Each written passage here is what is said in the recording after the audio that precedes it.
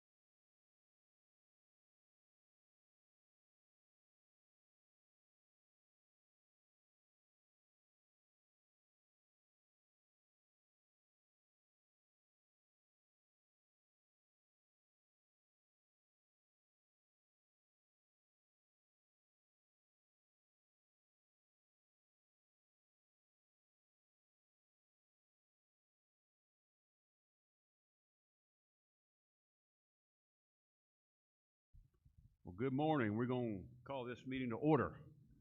Great crowd in the room today. Appreciate y'all being here. And just before we get going, I want to say thanks to Bartow County and Cartersville for hosting us this morning.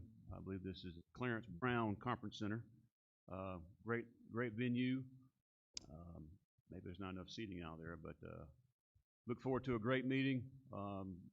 Topics, a lot of discussion. We'll have 5 of these total, 4 or 5 months. I'll kind of run through some of those topics once we introduce everybody and have an opening prayer. But all-star cast of members here on the panel, on the committee with us, bipartisan group, a lot of folks that understand policy, and look forward to a good discussion. So we're going to have Chairman Josh Bonner open us in prayer this morning, and then we're going to start down there at the end and kind of run through the committee and let them introduce themselves and where they're from and what district they cover. Chairman Bonner.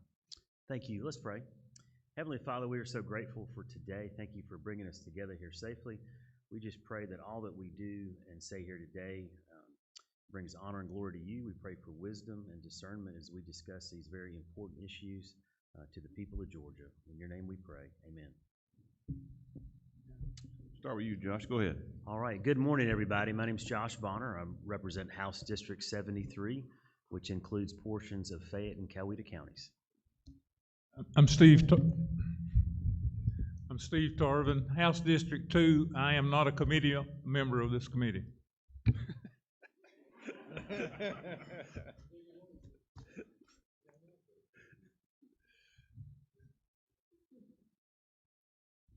Good morning. My name is Chuck Martin. I represent House District 49, Chair of the Higher Education Committee. House District 49 is in North Fulton County.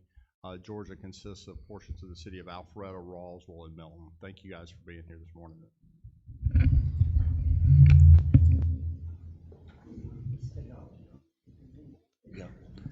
Good morning. I'm Mitchell Scoggins. I represent Bartow County, part of it. Matthew Gamble and I split Bartow County. I'm in House District 14. Welcome to Bartow County, and we have our commissioner and mayor here, and they're going to speak to you in just a minute.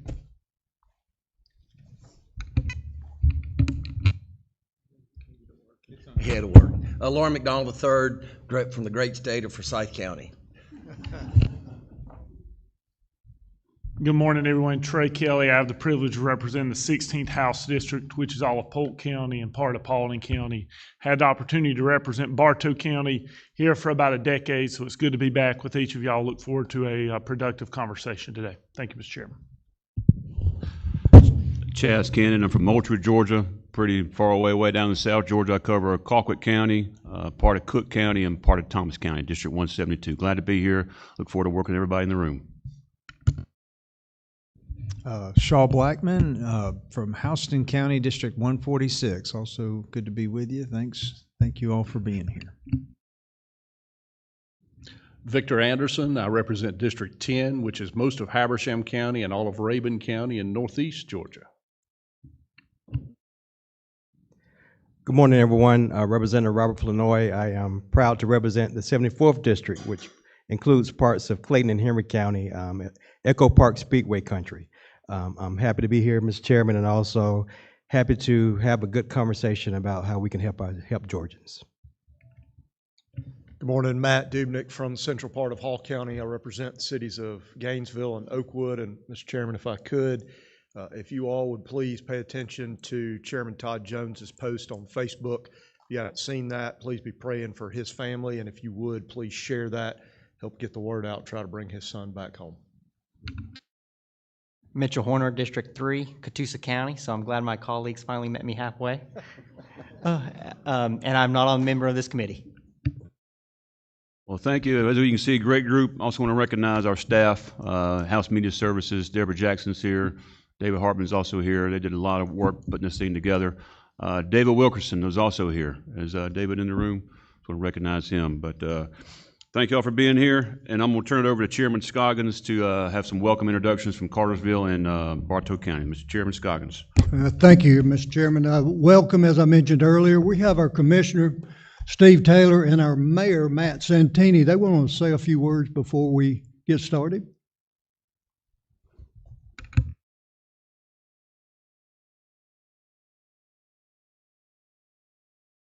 Okay, is this on? I guess it is. Well, thank you for coming to Bartow County and Cartersville. We welcome you. I'm so happy that you're here.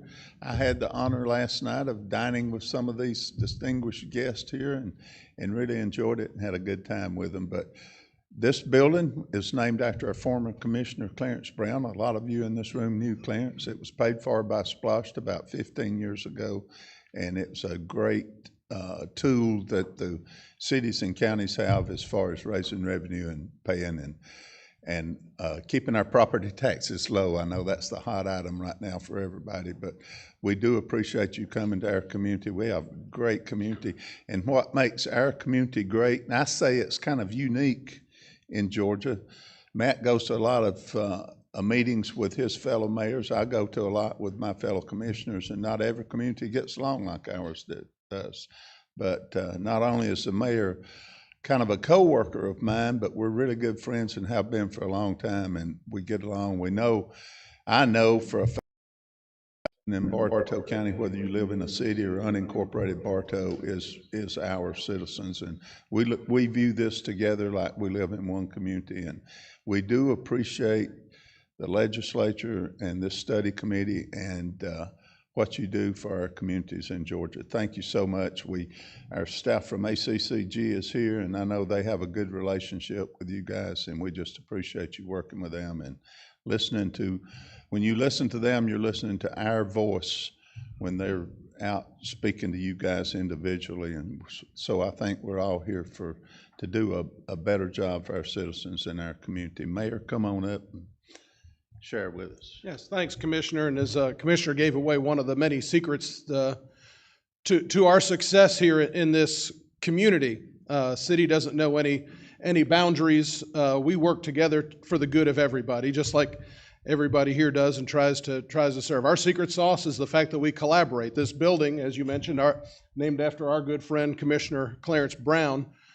This was a joint SPLOST project, and if we both have skin in the game, if this thing doesn't generate money, we're both on the hook for it. So fortunately, it's been well run and well received for events like this and a lot of others events in the community that happen here. So I want to tell you how much I appreciate the legislature for this committee for coming to Bartow County and Cartersville and having this meeting here. I'll act like I'm not upset that I didn't get invited to dinner last night, but that's okay. Maybe next time. I know that there are friends from ACCG, from GMA, from ECG, and all corners of the state here to ultimately do what we're all tasked to do, which is to make our communities and Georgia a great place to live and to serve the people that we answer to. And so for that, let's get to the good information. I look forward to learning a lot today and hearing what folks have to say. So thank you again for being here in Cartersville and Bartow County.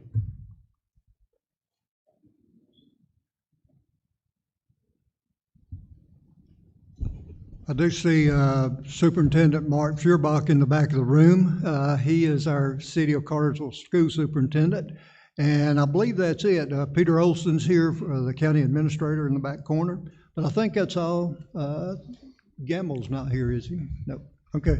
All right. I think we got one committee member coming in a little late. Yasmin Neal, she'll be here shortly, but I just want to give you all a heads up on that. But also, getting into the meeting, I want to thank Speaker Burns for looking at these issues. We've got a couple of things we're going to look at over the next several months. And some of the goals we have for the committee is just basic simplicity, transparency, and some flexibility for our local governments. That's kind of the overall theme of what we're trying to do here. But just to kind of give you a heads up, this meeting is going to focus more on an overall view, top-level view from ACCG, GMA, GSSB, and then we're going to get into municipal electric franchise fees today a little bit. Over the next several meetings, the second meeting will be in Atlanta. It'll be on financial audits for local governments, investment opportunities and loans. Our third meeting will be in Moultrie, my hometown down in Moultrie. That'll be in basically flexity and simplicity in our sales tax, administration, utilization, and also local government insurance. Fourth meeting will be in Warner Robins or Perry. I'm not sure which one Chairman Blackman's got identified as that yet, but that'll be on property tax. That'll be Wednesday, October 21st. And our final meeting will be in Savannah, Georgia on November 18th. And we're looking at assessment and collection of fees by local governments. and contracting for local governments at that meeting. I'll be November 18th in Savannah. So those are our topics. Happy to take any more information from those of you that work out here in the field of local government and add it to the agenda if we have time. There's some things we need to look at from the Speaker's office and from the committee's standpoint, but happy to work with y'all to add that stuff to the agenda. So just some ground rules. We've got a lot of speakers today. Try and keep it 10 to 12 minutes if we can. We've got a lot to get through. So 10 to 12 minutes. Either pick the podium or the table, depending on how you want to present to the committee. I know it's kind of hard to see behind us, but that's how the room's set up. So 10 to 12 minutes, we'll get through it. I'll call you up, present your information, answer any questions. We've got a witness panel. There is a sign-up sheet over there on the table for those that want to sign up for public comment after we get done with the witnesses. And we'll have a 10-minute break after the first portion of the meeting, and we'll come back in and get into franchise fees and then finish out the meeting. Goals will be done around 12:30, 12:45. That's kind of the rules of the game here. So getting into the committee, let's hear from GMA first. Larry Hanson. Committee members, any questions before we get going? All right, here we go.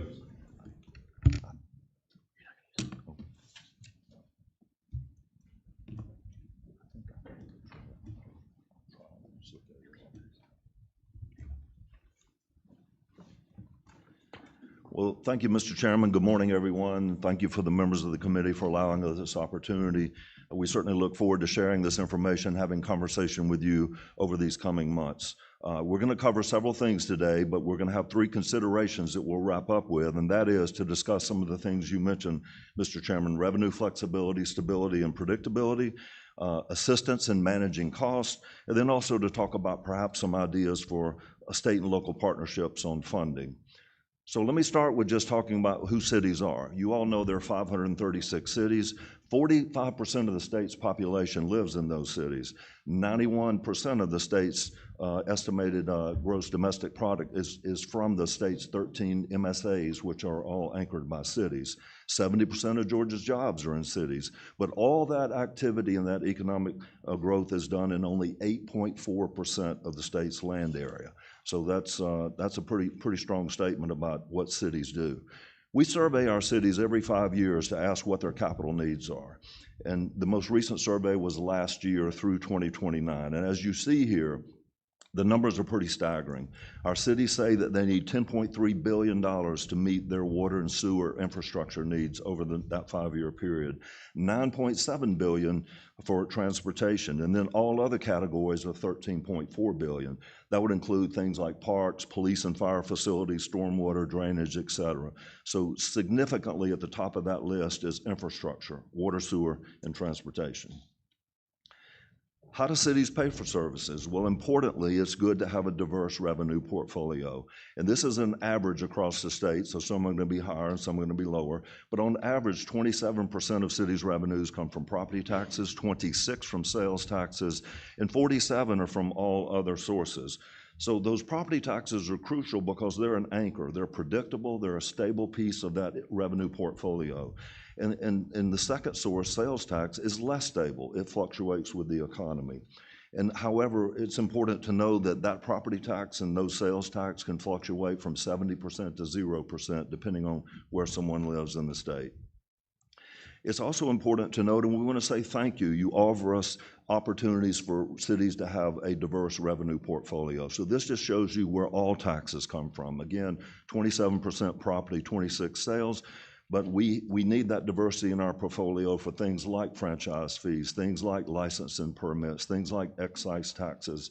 So those are important as well, too, so that we have the income to spread that out over a total tax base.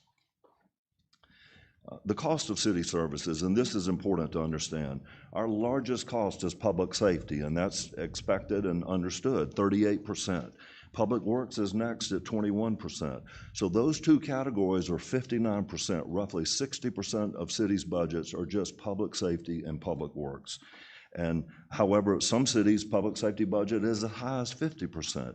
And you see nothing else really is more than 7 or 8%. So those are the drivers of the cost of operating a city, the things citizens demand and expect. Georgia's property taxes, important to talk about sometimes. How do we compare? And this is from Zillow, a report last year. But Georgia actually ranks right average on property taxes, 27th in the country. So according to Zillow, the average home in Georgia is $335,000. And if that's the case, an average property tax would be $2,813. It's important to note, though, that only $591 of that comes to cities. That actually comes out to $49.25 monthly on average from city residents as the property taxes they pay. Compared to Florida, they're 30th. Compared to Texas, they're 42nd. So Texas is at the high end. We're lower than Florida, significantly lower than Texas, kind of in the middle of the pack. Where do the property taxes go? Cities actually get the smallest slice of that pie. Schools get 46% on average of each dollar. Counties get 33% on average of each dollar. And cities get 21 cents. So we actually get the smallest slice, about 1/5, 20 cents out of each tax dollar actually comes to cities to provide the services that they provide. Revenue growth trends. This one was interesting. Over this 5-year period, city property taxes grew cumulatively by 12.9%. That's over a 5-year period. However, inflation over that same 5-year period was 21%. So if you look at total city revenue growth, it was 40%. All revenues grew by 40% over a 5-year period. But if we look at the state, we see a similar revenue growth. State revenues grew by 42% over that same 5-year period. And the reason for that is we share a lot of similarities. We're all impacted by cost escalation. We're impacted by market forces that we have no control over. Salaries or market, healthcare, vehicle costs, building construction, asphalt, fuel, electricity, all those are private sector costs that we just have to manage. I want to give you some examples of cost escalation. Small city of Lenox, 600 population, buying a police interceptor. It was $56,000 in '22. It's now $71,000, 27% increase over that time frame. Public safety, Alpharetta, finding a need in order to have the manning they need for their city to offer signing bonuses of $20,000 to recruit police officers. These are just things the market is calling for to be competitive. Public safety, it's often not fully appreciated what it costs to put an officer on the road. We think of the salary, but the actual cost in Noonan to put a police officer on the road is $161,000 because that's salary, that's benefits, that's the vehicle, that's upgrading that vehicle, equipment, training, service revolver, so on and so forth. So it's a significant cost to put one officer on the road. Health insurance, the city of Suwanee, they've seen their health insurance premiums go up 24% over 2 years, and everyone is feeling that same pain. Again, a private sector expenditure that we must have health care for our employees to be competitive to recruit and retain employees. Fire trucks is one of the worst examples. A fire engine that was $589,000 in 2020 is now $1.1 million. And it takes 2 to 4 years to get one, so you got to know that you can pay for it. So that's an 87% increase in fire trucks over a 5-year period. Roads, we all know the price of asphalt has gone. You all hear from Commissioner McMurray, you see the DOT budget. It's a significant cost. In many cases, it's cost double to a mile of road. And Warner Robins is an example, just over a 2-year period, 43% increase in the cost of asphalt. Monroe, even if we can build water plants and wastewater treatment plants, the significant escalation in cost of chemicals is making it difficult to operate them. So water plant chemicals for the city of Monroe went up 148% from 2019 to 2023. And the cost of a water main installation and repair rose 209% over that 5-year period. And so while that is, as we saw, our biggest need to build things, but the cost of operating it is a general fund expenditure. And we're going to come back later with a suggestion on that. But you see over that period, costs have gone up 209%.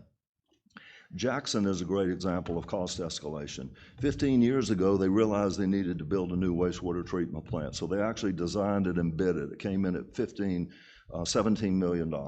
So they didn't have $17 million. So they put it on the shelf, came back 5 years later, bid the same project, the same plant.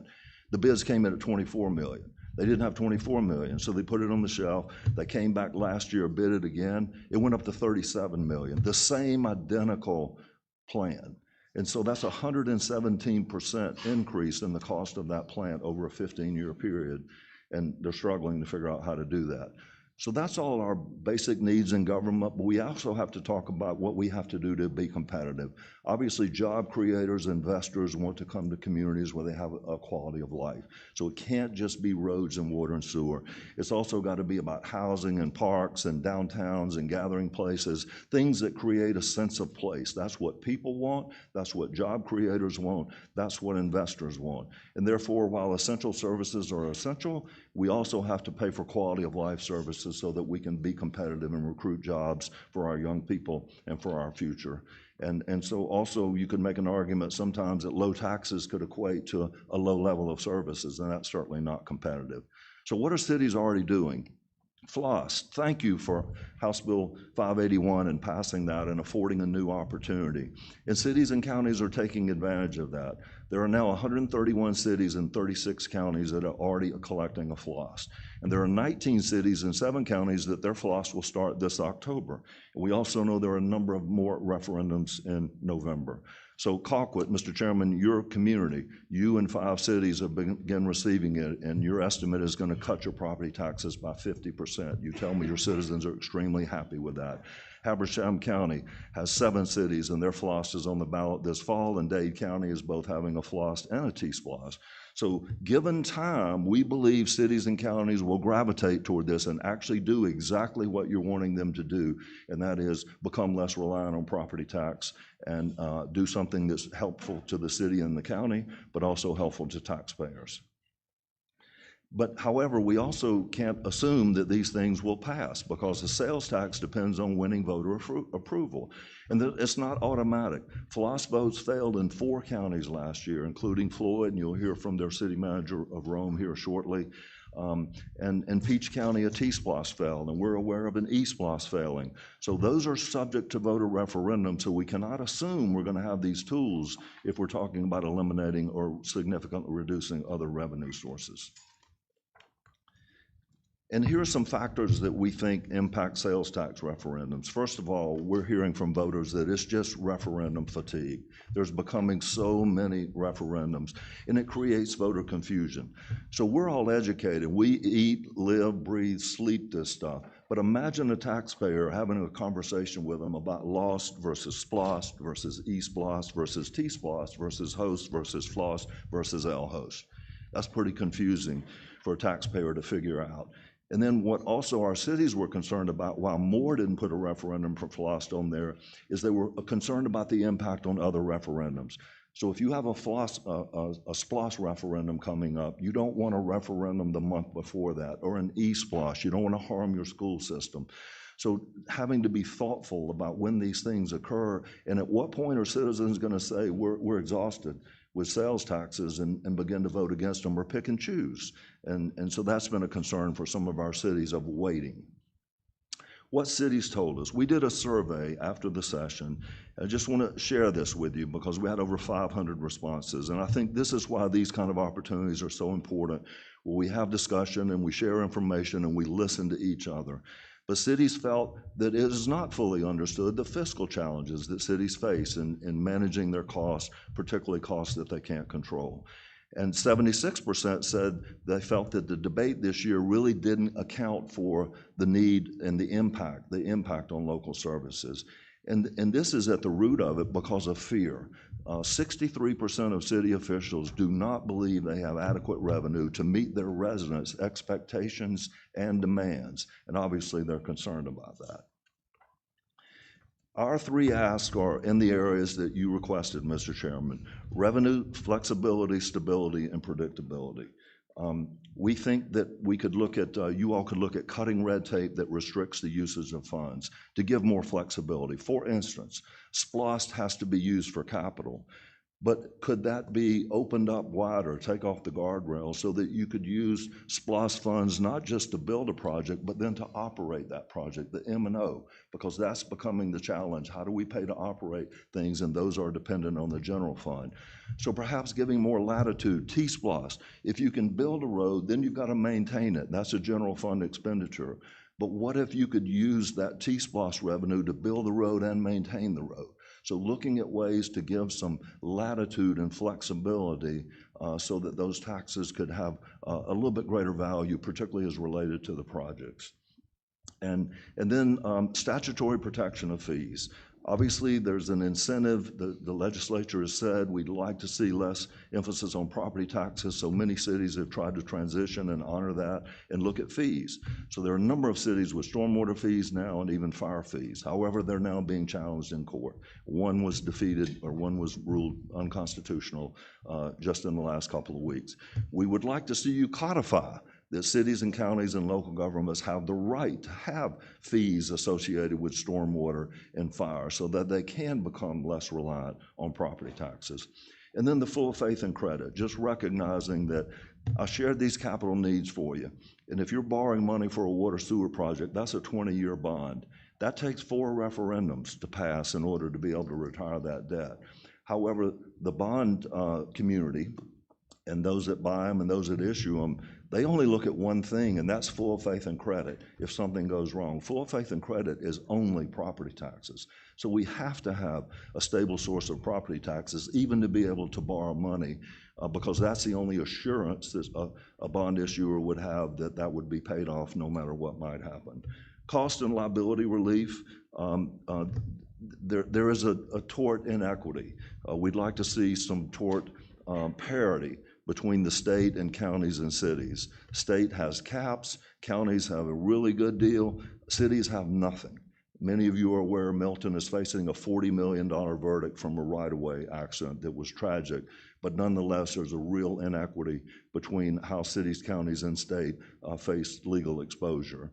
And then let cities piggyback on state bids, not just state purchasing, but you all have the buying power and you buy a lot of things, and if cities and counties could then piggyback on a bid you've had for asphalt or road construction or fire trucks or whatever it may be, we believe that would be a saving money.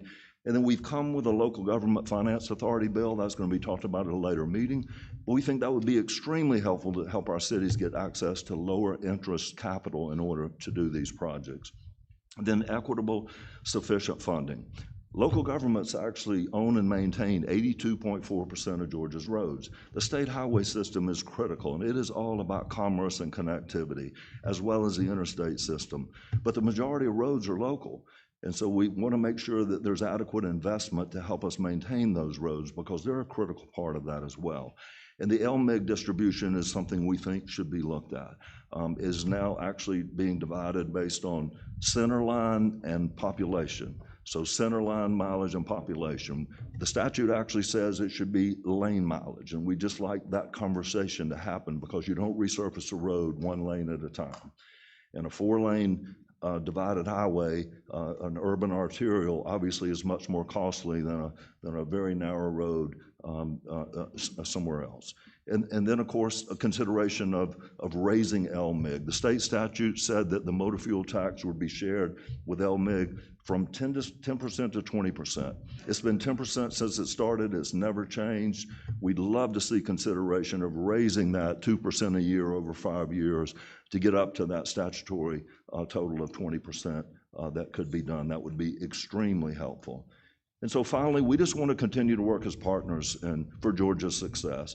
We're proud to be part of a state that is the best place to do business for 12 years.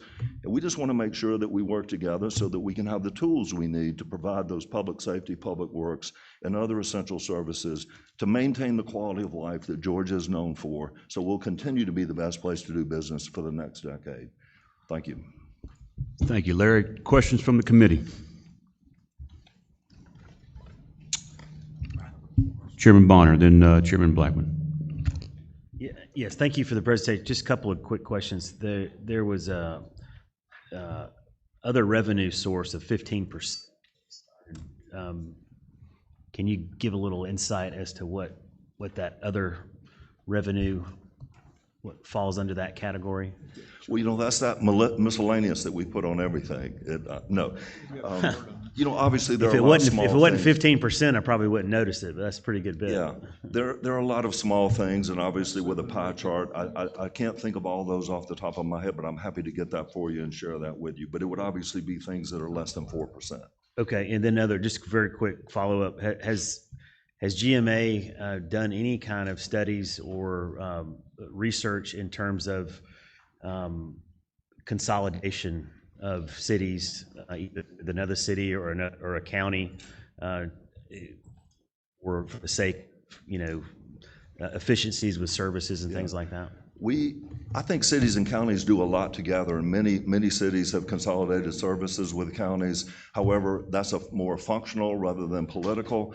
We really leave that to the city and the county to determine their way forward. If they want to look at that, we're willing to support it with staff and with information and research. But across the board, there are places where it could make great sense, others perhaps not. They're just too different. But the GMA cities, we have no position and certainly do not oppose consolidation. We would intend to support our cities who are willing and interested in looking at that. Thank you. Chairman Blackman. Thank you, Mr. Chairman. Thank you, Larry. Good to see you.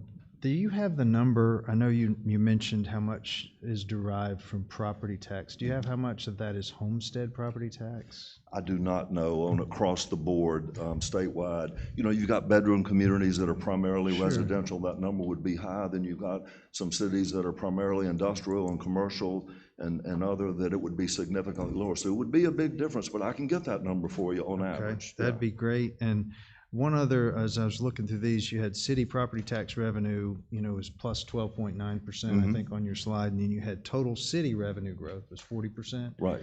Where's the big part of that revenue? Well, obviously, that would be everything else, which would include sales tax. I'm sure that's your point. It would include if power rates go up, franchise fees go up.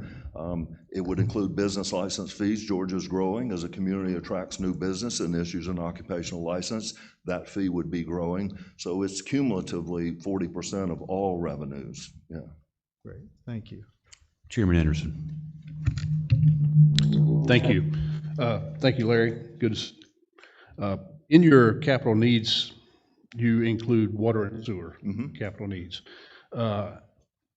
Most water and sewer systems that I'm familiar with attempt to operate as enterprise funds so that they take care of and bond their own projects and that sort of thing. So, how does that factor into the property tax equation? You're correct. Most water systems are in cities, and most cities operate those as enterprise funds.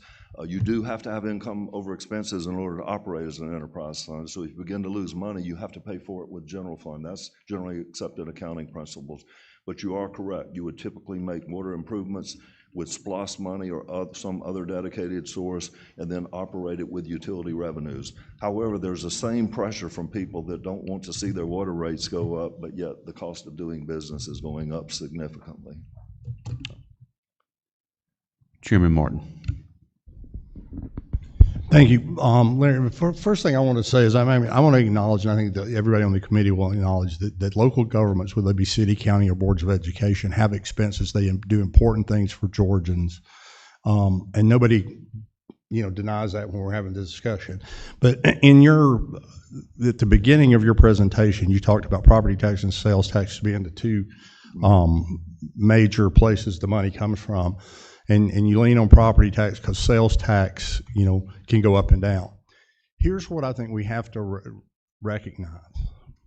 We no longer live in an economy in Georgia where everybody is taxed the same on their value. It's not 40 acres and a mule anymore. It's different. And what we have to realize, and I sat in a city council chamber for 10 years as a council member, as a mayor, what we have to realize is when you talk about sales tax going up and down, that means people are getting more money or less money, and they have less money to spend. And when you say your property tax doesn't, it means regardless of what income came in that house, you local governments are holding them accountable, and you want to stay whole in the process. Georgians are hurting over that, and we have to realize that. I promise you I'm going to get to the question. I just want to set the basis on it. Georgians, when their income goes down, or when you live in a home that is your home and the valuation goes up 3, 4, 5 times over a 10-year period, but your income didn't, and the local government is holding their hand out for the money, 90% of the people in that city, on that school, that pays school tax in the county may be happy, but that one person is hurting. And so I really look forward to, and my question is this: will you help us look for a way to change this dynamic so people that live in our state can get the services they need, but do it in a more equitable and reasonable manner so that they get held somewhat less or somewhat more harmless in a down economy? Because right now, what you said at the beginning in your presentation is what I think worries people. They got to write the check regardless of what their income is, regardless of what some person valued their property. It's their home. It's not an asset until they sell it. So can you help us get to the details, things like the 15% that my colleague asked? And the question is this: would all this spending be necessary if it weren't falling out of the sky because of increasing value?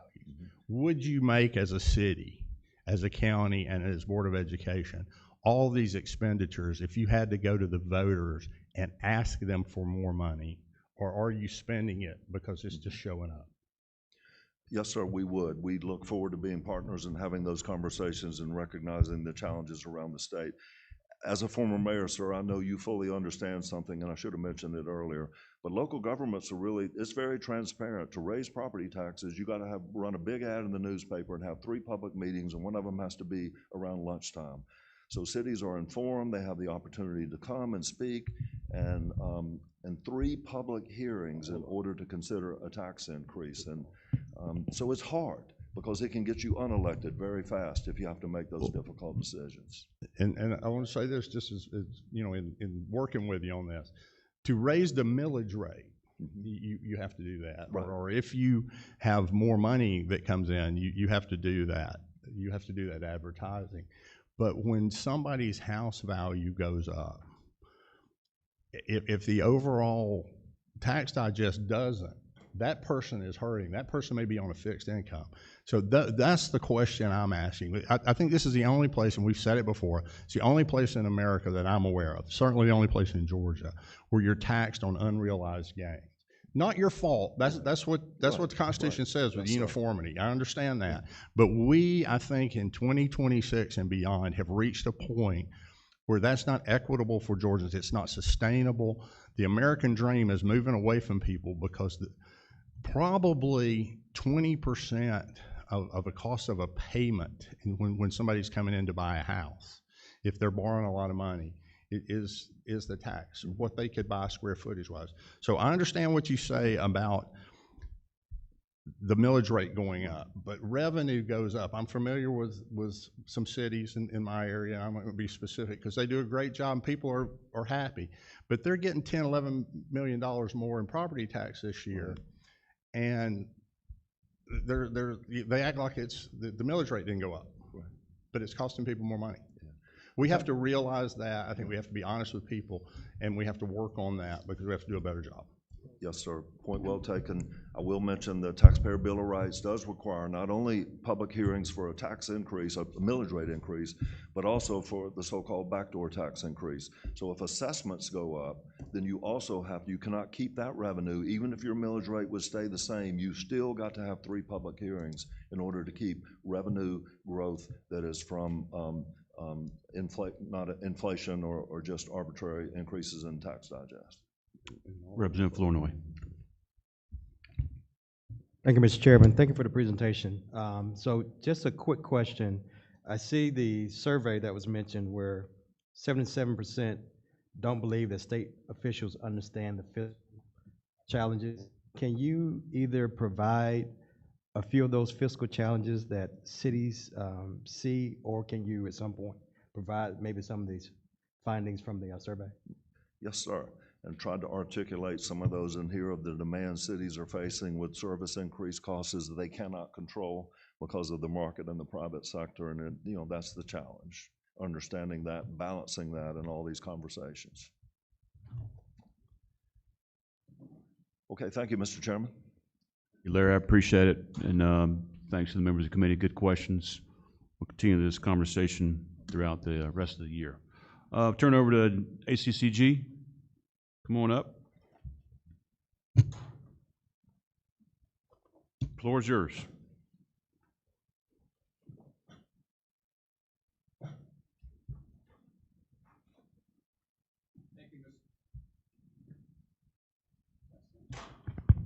Thank you, Mr. Chairman, members of the committee. I'm Todd Edwards with the Association County Commissioners of Georgia.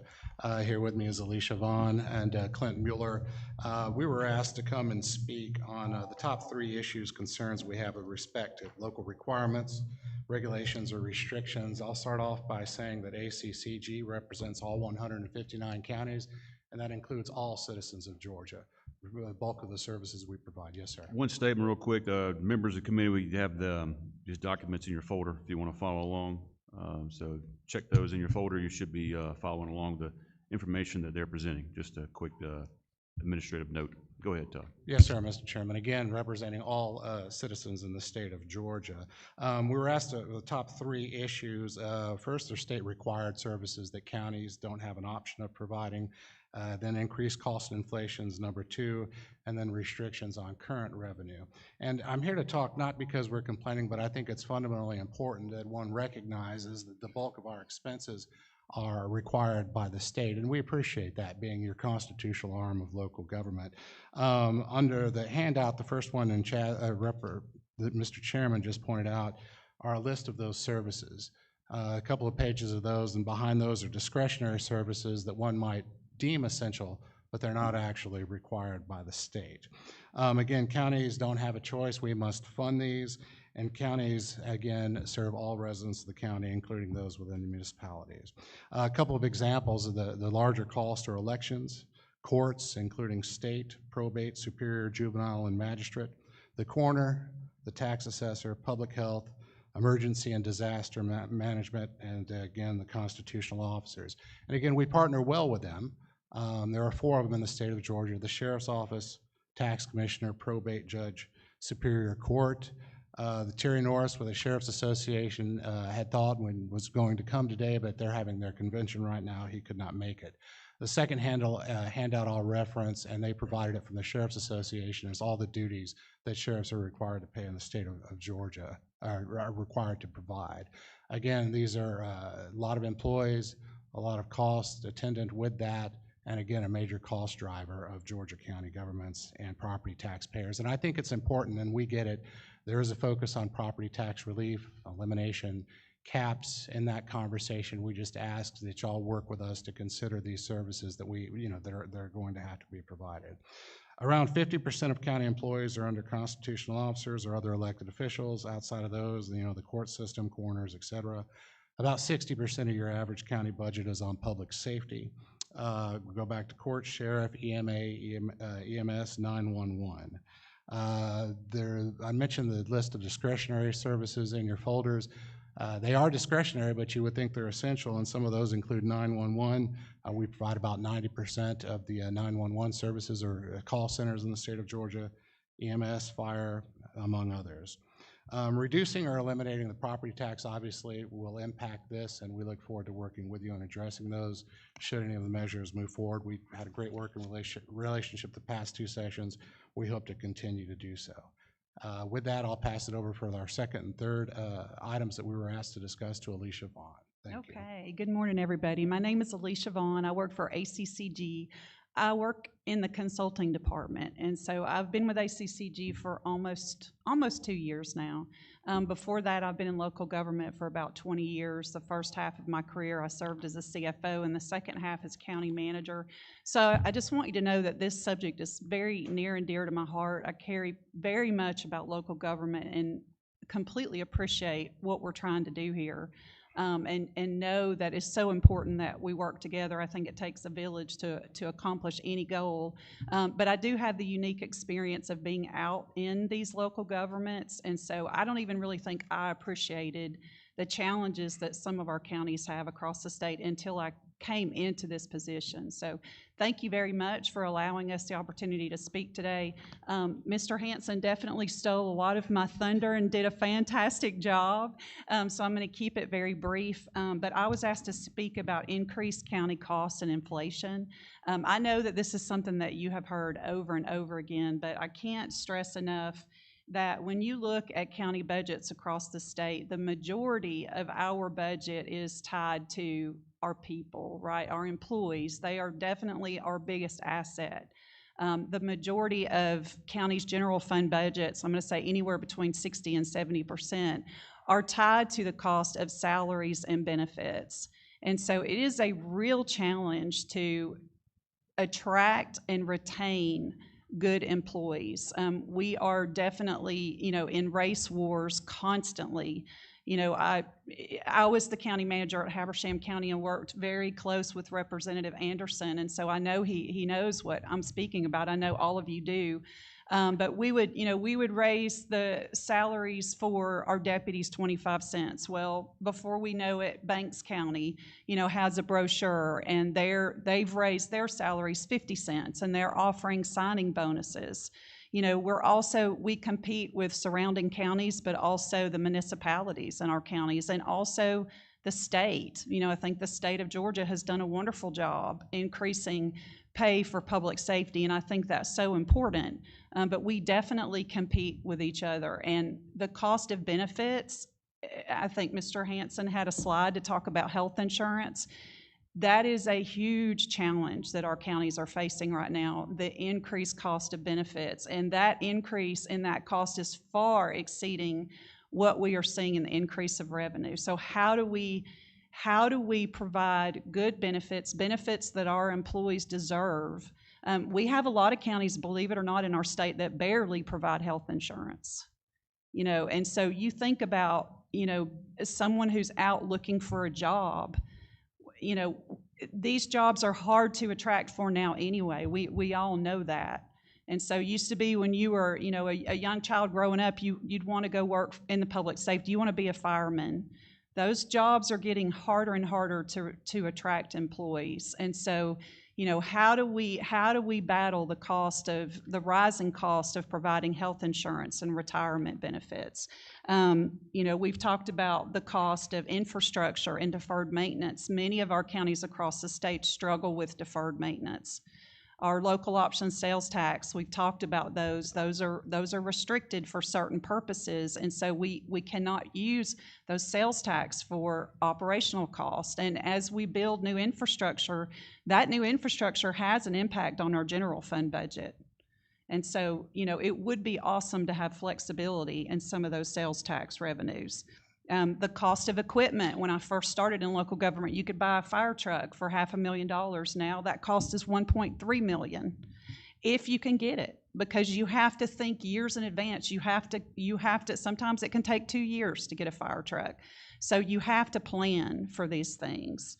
And so, it's definitely a challenge, but I really wanted to focus today on the cost of salaries and benefits and our employees, because again, they are our biggest asset in local government.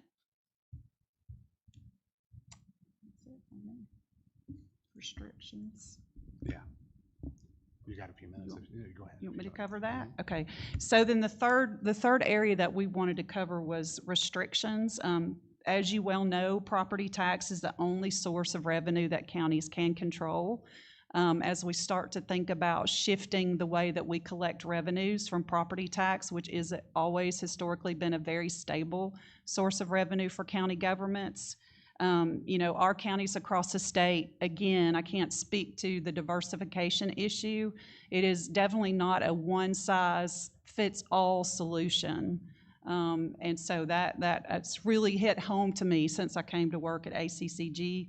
Our sales tax, again, I've already talked about this. They are dedicated sources of revenue. SPLOST is for, the S in SPLOST is for special purpose local option sales tax. I think if you were to look across the state, you would see that a lot of our governments do rely on SPLOST, unfortunately.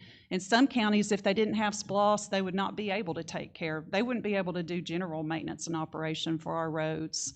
And so that is a real challenge. You cannot use sales tax for personnel, operating costs, insurance, and they also require a referendum. So they require voter approval. I was speaking with Sammy Rich earlier today.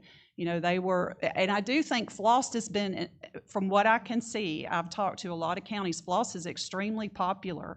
I think it's going to be an amazing thing for our state. L-Host as well. But they do require voter approval. And so, I'm sure you're well aware that the FLOST here in Floyd County did not pass. They're complicated, and it can be very challenging explaining these things to our citizens. Counties have faced class action lawsuits over fees and assessments. You know, fees and assessments can have potential for local government funding, but I feel like governments are pulling away from that right now as an option because of these lawsuits. Counties cannot collect electric franchise fees. Cities can. I think Clint's going to speak to that more in just a moment, but that would provide tremendous property tax relief for our citizens. And so I'll turn it over to you, Clint. That's our time. Oh, That's it? Okay. That's it for now. Maybe I talked too long. No, you were right on time, Alicia. Good job. Thank you. Good information. Before we go to members of the committee for questions, I want to recognize State Rep Matthew Gamble in the back of the room. I think he snuck in. I think he's a decent rep for this part of the state, but anyway, good to be here, Matthew, and Dave. I mentioned David back there too, David Wilkerson. Chairman Martin. I want to echo that. I think Matthew Gamble is an average or above. No, I'm just kidding. Y'all have a good one. Y'all have a good one in Matthew Gamble. I could say a lot of things about him, but I'd rather say that his wife was a better rep than he was 20 years ago, and he's striving every day to get better for it. Now, Matthew, thank you for hosting us up here along with Chairman Scoggins. We appreciate that. I just going back just this question, because the special purpose local option sales taxes for capital projects. You bring up an interesting thing about the operations of that, and I think it's important for us to realize the special purpose sales tax is not meant to be a forever tax. It's not an evergreen tax. I mean, there are some people that argue if you do it two terms, you ought to have to skip a term. And do you not believe in your consulting role at the counties for ACCG that counties ought to look at that when they're going forward? I mean, when you're going to build that fire station, you got to operate it. And it's when you're counting on, I'm getting to my property tax. That's what I count on. If it's predictable to you, it's predictable out of the pocket of the people, regardless of what their income is. And that's where I think we've gotten out of hand. So as a consultant, help us, help you and all the 11.5 million Georgians to kind of put that back together and live within our means, because it's really nice to build a fire station. It's really nice to we're remodeling one down where I live for more than it cost to build it originally. And look, costs are more than they were 30 years ago. I understand that. But we have to keep in that mind in the special purpose local option sales tax is for that special purpose, but it's got an ongoing process. So help me as a consultant, how do we reconcile that to make sure we don't get out over our skis and so I think that's a fantastic question. I really do, and I think it's a huge challenge, but I also think it creates a lot of opportunity. So definitely, I cannot speak to how reliant county governments are on SPLOST to build really important, what I believe to be important capital projects, but those projects absolutely come with a price tag. And so I definitely think there's a disconnect there.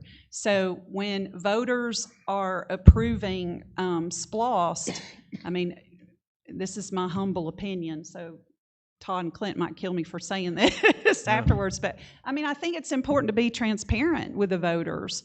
I think it's important that they understand there is a price tag that comes with building new capital projects. And to be honest, I think it's one of the main reasons why we see so much deferred maintenance across our state, because I think that's what happens. The voters approve for a new conference center or a new courthouse to be constructed, but they don't understand that there's an operating cost that goes along with that. So, I mean, maybe there should be more transparency built around that. There should be an operating budget that is presented along with those capital projects, but obviously having flexibility in how we spend SPLOST, I think, would be incredibly beneficial to local governments. Because I think it's not responsible to not address the fact that new capital projects definitely put a burden on our operating budgets. I mean, it's not, you wouldn't go build a house and not plan on fixing the roof or replacing windows long term. Would you recommend, I mean, I'm careful about, just my opinion, about taking SPLOST and make it for operations. I'll be honest with you. But what about, would you think on this. Would you be supportive of when you go to a SPLOST and we're saying, hey, we're going to raise over five years, we're going to raise $10 million, $2 million a year, and we're going to build this $10 million project, right, over 5 years. What if we said, hey, all you can build is $8 million worth of projects because you have to put $2 million in a sinking fund for operations? That becomes part of the capital projects that's sequestered away and set aside. What would you think if you wanted a little flexibility in SPLOST? It's not for general operations, but it's for the operation of that specific project. You had to build, so you have to build less to operate more. What about that? Representative Martin, I think you bring up a really great point here about the capital, and the voters want information when they go to the polls. They want to know what is the complete cost. So I'm going to give you all an example on capital. There's some types of capital projects that if you do them, you'll actually save money. Let's say that you've got a road that you're spending tons of money repairing potholes and repaving, or excuse me, fixing all the time. Well, if you repave that road, you actually may save money in your maintenance and operation budget because you repaved it, right? Because now it's got a longer useful life. You don't have to do the maintenance. Same with like an old car that you all would buy and have to go spend a lot of money dumping into an old car instead of going and buying a new one. So that's actually a savings. We can tell the taxpayers, hey, if you approve these projects, we can actually maybe lower our maintenance costs. But then there are other projects that add maintenance costs. Say you build an aquatic center and you got to hire 20 lifeguards and a manager and all these other employees. Well, that's not on the SPLOST referendum, right? That comes out of the general fund. That means you got to find other revenue sources to pay for it. Could be property taxes, could be other types of fees that you charge for people going there. But that certainly should be disclosed. All that information is valuable to the voters. They want to know what are the projects that may actually save us in operating costs, and then what are the projects that are going to increase the operating costs, and they may be willing to pay the increase in operating costs, but I think they deserve to know what it is. Yeah, I agree. Representative Neal.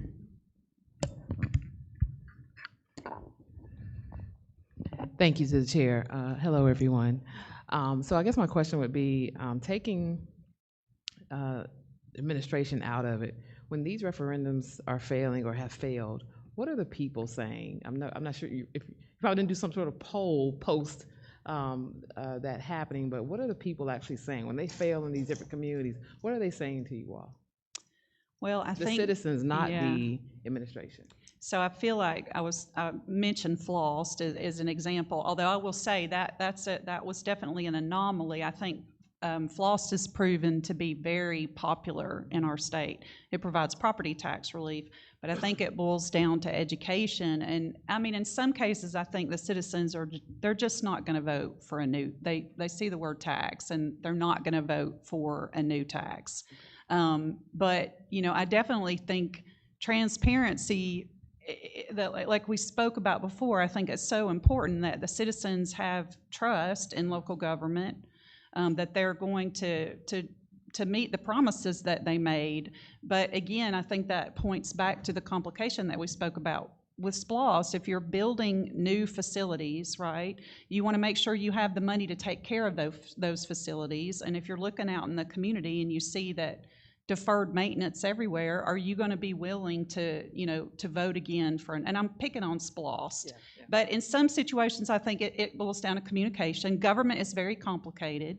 We throw these acronyms around because this is the world that we live in, but it's getting it's getting more and more complicated to explain these complicated things to our citizens. And I think public trust is a lot of it. I really do. Okay, thank you. Chairman Blackman. Thank you, Mr. Chairman. Y'all have put together an incredible amount of data for us to be able to review and everybody to review. So I just wanted to thank you for that, you know, as you and GMA and the school associations will come next, but, you know, to help craft the discussion and be a big part of that. I just wanted to ask one of the things that I know has come up, and we have as much as 9 cents, I think, you know, total, 5 of which is available to local governments. Do you know how that stacks up, you know, versus what locals have access to in other states? So I think we don't we have not comprehensively looked at all other states, but we talk to our peers on a regular basis, and I think that Georgia gives more local option sales tax than probably just about any other state. I'm not going to say we give the most, because there may be some that gives more, but you got to be at least in the top 5. That's correct. Yeah. So, I mean, we have a lot of local option sales tax available in our state. Most of my peers in other states, they're happy if they can get 0.5%, much less 5 local pennies. And when I say 5 local pennies, that's obviously combined county, city, and school. And we certainly could talk about how that is divided up in Georgia. Thank you. Any other questions from the committee? Just have one question. That's about the leadership component of our county, cities, and school boards at the staff level. What is the impact that you think of having, I guess, more tenured leadership in these key positions, financial officer, county manager, county administrator, that have been around a couple of budgets, know how the funding mechanisms work, are able to articulate to their commissioners and their city councils how the budget is best to be managed? Can you talk about the leadership and how do we get more tenured people? Let me take that back. More tenured, capable people in these positions of leadership at county and city level, at the staff level. Well, I will take that question. And I'm so glad that you brought this up, Representative Cannon, because it is, as a consultant and as someone who is out there every day, it is very, very concerning to me. We are losing a lot of qualified professionals across the state, and it's not just at it's not just manager and administrative level. We are definitely seeing a huge loss of qualified accounting professionals in local government. It's getting harder and harder to attract professionals to this profession. And as things become more complicated, and we have definitely seen a lot of it's administratively complicated. I think, FLOST, LHOS, these are House Bill 581. These are wonderful initiatives, but they are complicated, and they do affect our administrative staff, boots on the ground. So I am extremely concerned about what I am seeing, and I feel like a lot of my colleagues at ACCG are seeing, in that we are losing qualified staff. And again, it's at all department head levels. There's not a week that goes by, and I'm being very serious here, that I don't get a call from a county, and they've been looking for a CFO or a finance director, and they just can't find one, and they're like, "What can I do?"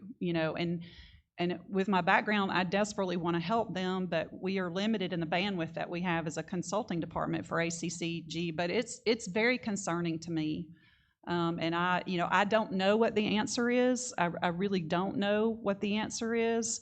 But we're not seeing a lot of younger people come into this profession, and it is definitely affecting us across the state. And it's a big concern. It's definitely a big concern. Thank you. Any other questions from the committee? Neil. Yes, thank you, Mr. Chairman. Just piggybacking off of the door he opened, I wanted to ask about negligent hiring. Is there an aspect of this, outside the component of not being able to find qualified individuals, do you see it in any situations across the state where people are hired to occupy these positions that don't necessarily know the job, but they're friends of a friend of a friend, and then once they get in there, you can't get them out, whether they know the job or not? Yeah, so I can definitely speak to the fact that because of what I mentioned, where we're not really bringing a lot of younger people into the profession, succession planning is a huge challenge for local governments. And that also affects budgets. Having people in place that can be like, the second in command, or that, you're trying to train to be ready to step into your position, that costs money. And I think succession planning is another big issue that we have across the state. Hiring decisions, it's hard to find qualified, it's hard to make, I guess, great hiring decisions when you don't have people applying for the positions that are qualified, and we're talking about that internally with ACCG. How do we help that situation? They're really, like, when you think about county managers and administrators, There is no program that you can sign up for that teaches you how to be a county manager or administrator. You have to get on-the-job training. And so it's a challenge, definitely a challenge. Thank you all for the testimony. Appreciate it. We'll continue this conversation. Thank you. Thank you all. Go ahead. Go ahead. Todd Jones' son was just found. Yeah. Okay.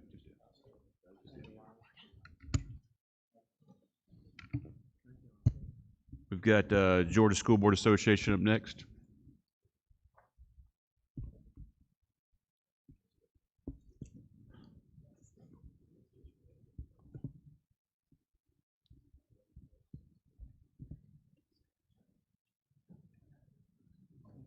Good morning.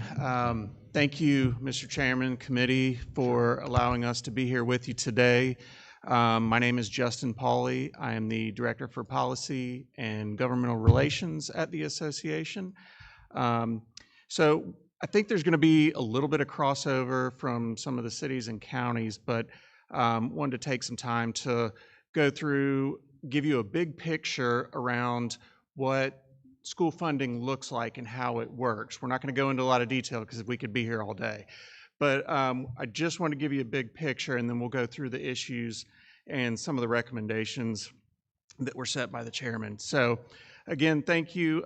Today I have Stephanie Tanner and Annie Ginsterbaum with GSBA as well. They work in the governmental relations department with myself, and are available to answer any questions. Don't feel like you have to memorize all this stuff. We've got some information we're going to hand out to you that you'll be able to sort through, some information, historical data, some trends that you'll be able to see based on some of the talking points that I'm going through, and the talking points are included in there as well.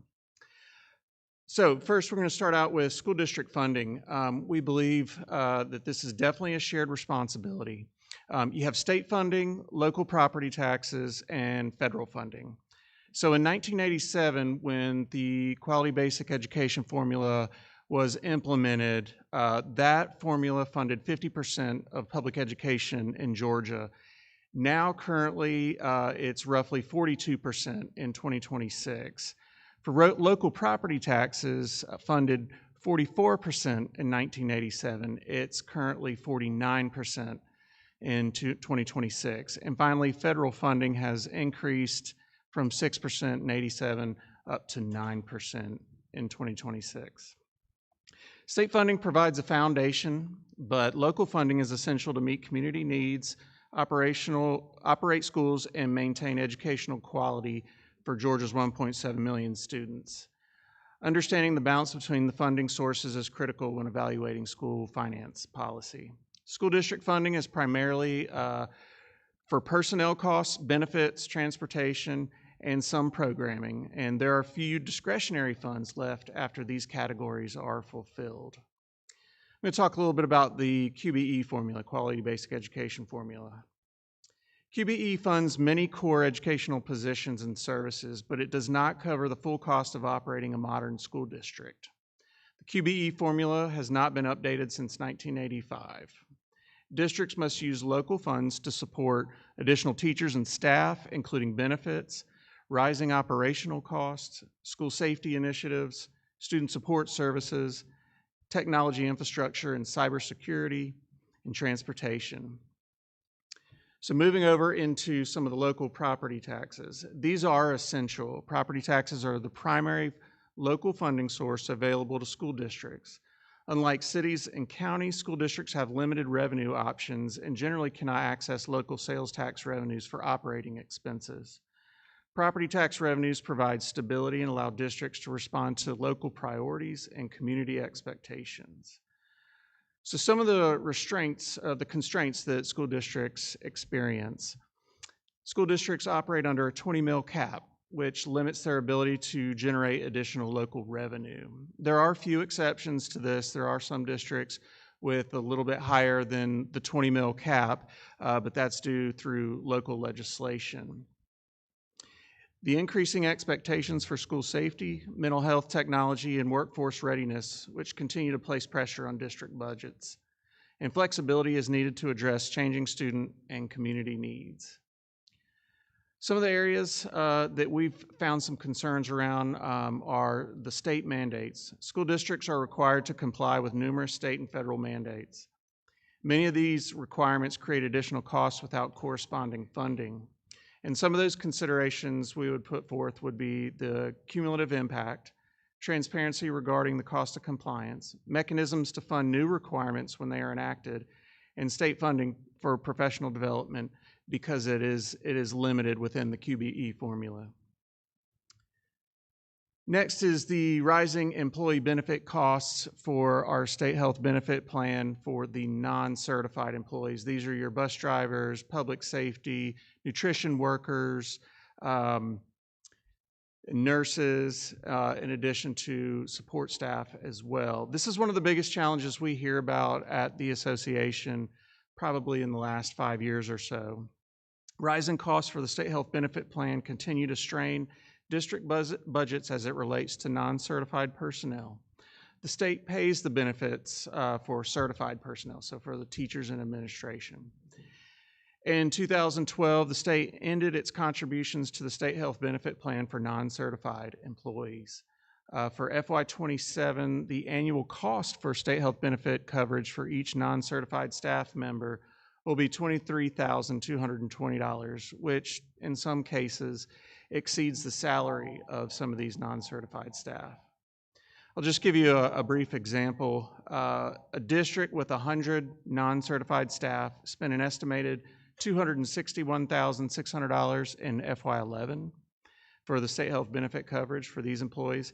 That amount will climb to $2.3 million in FY27.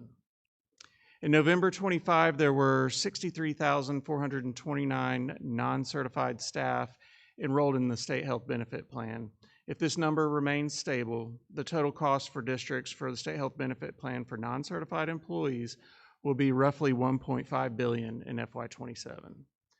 The increases in benefits costs reduce the resources available for direct classroom instruction and student services. Long-term sustainability of employee benefit costs is an important part of school finance discussions.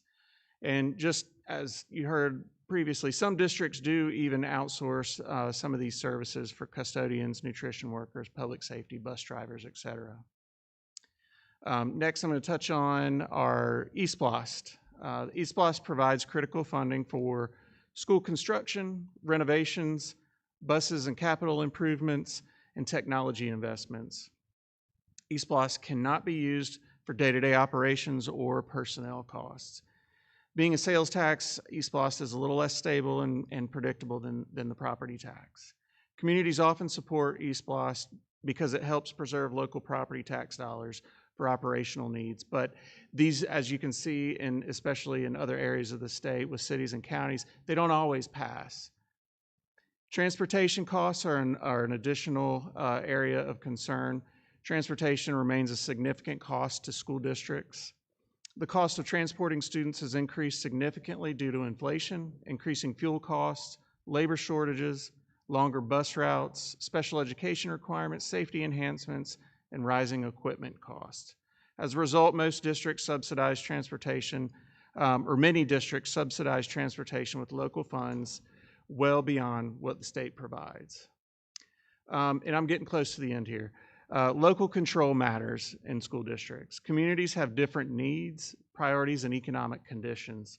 Local boards of education are best positioned to make decisions that reflect local values and student needs.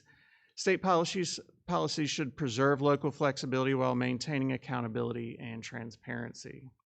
And finally, just some of the areas that we look at from a recommendation standpoint.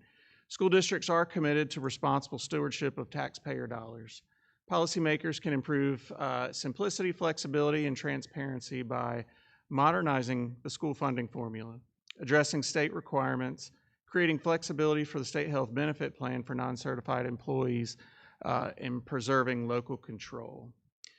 And I want to say that we want to express our great appreciation to the Governor's Office and the General Assembly for all the state funding that's been committed and appropriated to public education in Georgia over the years. And finally, strong partnerships. We believe in strong partnerships between the state and local districts. It's essential to meeting the needs of Georgia students and communities. So again, we're going to pass out this information so you have it to take a look at. That information includes some of the sample allotment sheets for small, medium, and large districts, so you see what the state provides. There's some historical funding trends, transportation costs, et cetera. So we'll have that. We're always available for any additional information. And Mr. Chairman, happy to answer any questions. Thank you. Got a question from Representative Kelly. Thank you, Chairman. Justin, thank you for the information here. I know you highlighted the disparity between sales tax and how it can make up the local government's, cities and counties general fund compared to our school system. They have that power in our Constitution. They also have the power to specifically control zoning. What kind of pressure are our school systems seeing right now because of some of the zoning decisions made by local governments where housing is being built, where the ad valorem that is being raised for school system isn't matching the amount of children that are being put into the system? Thank you for your questions. Great question. Just so I'm clear, you're asking about... For instance, in Paulding County, we're seeing a lot of homes zoned where the average number of children that are living in the home, the cost for the local school system to educate that child doesn't match the revenue that's generated by the home because of its lack of design standards, lack of square footage, that sort of thing. And that's what I'm hearing a lot from some of my local school boards. Yeah, that's correct. There's some of the high growth areas in and around the state. They're seeing some of those issues. We don't have specific data. We'd be happy to look into that. But we do know sometimes in counties and cities, they have development impact fees. I know there's been some legislation over the years to take a look at that for high growth areas specifically. That would help. But schools are built based on current capacity. They're not typically allowed to build well beyond their capacity for various reasons. So that begins to be a constraint for these high growth areas. But yes, that is also occurring around the state in those areas. Thank you. Chairman Martin.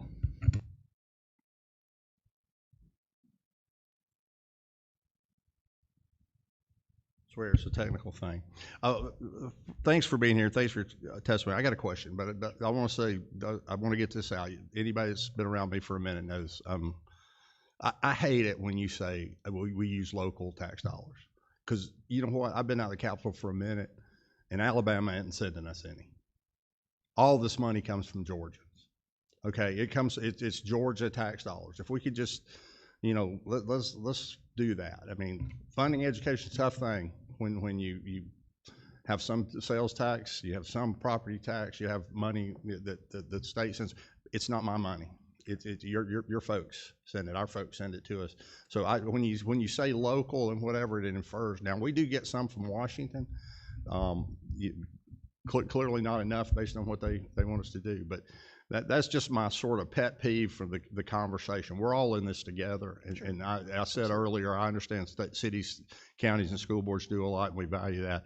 The last thing I said, going to Representative Kelly's point is it not true if somebody lives in a house valued at X and has 4 kids, and somebody lives in a house that's valued at 4 times X and has one kid, they're paying 16 times in most counties in Georgia to educate their kids what other people do, what the 2 people, right?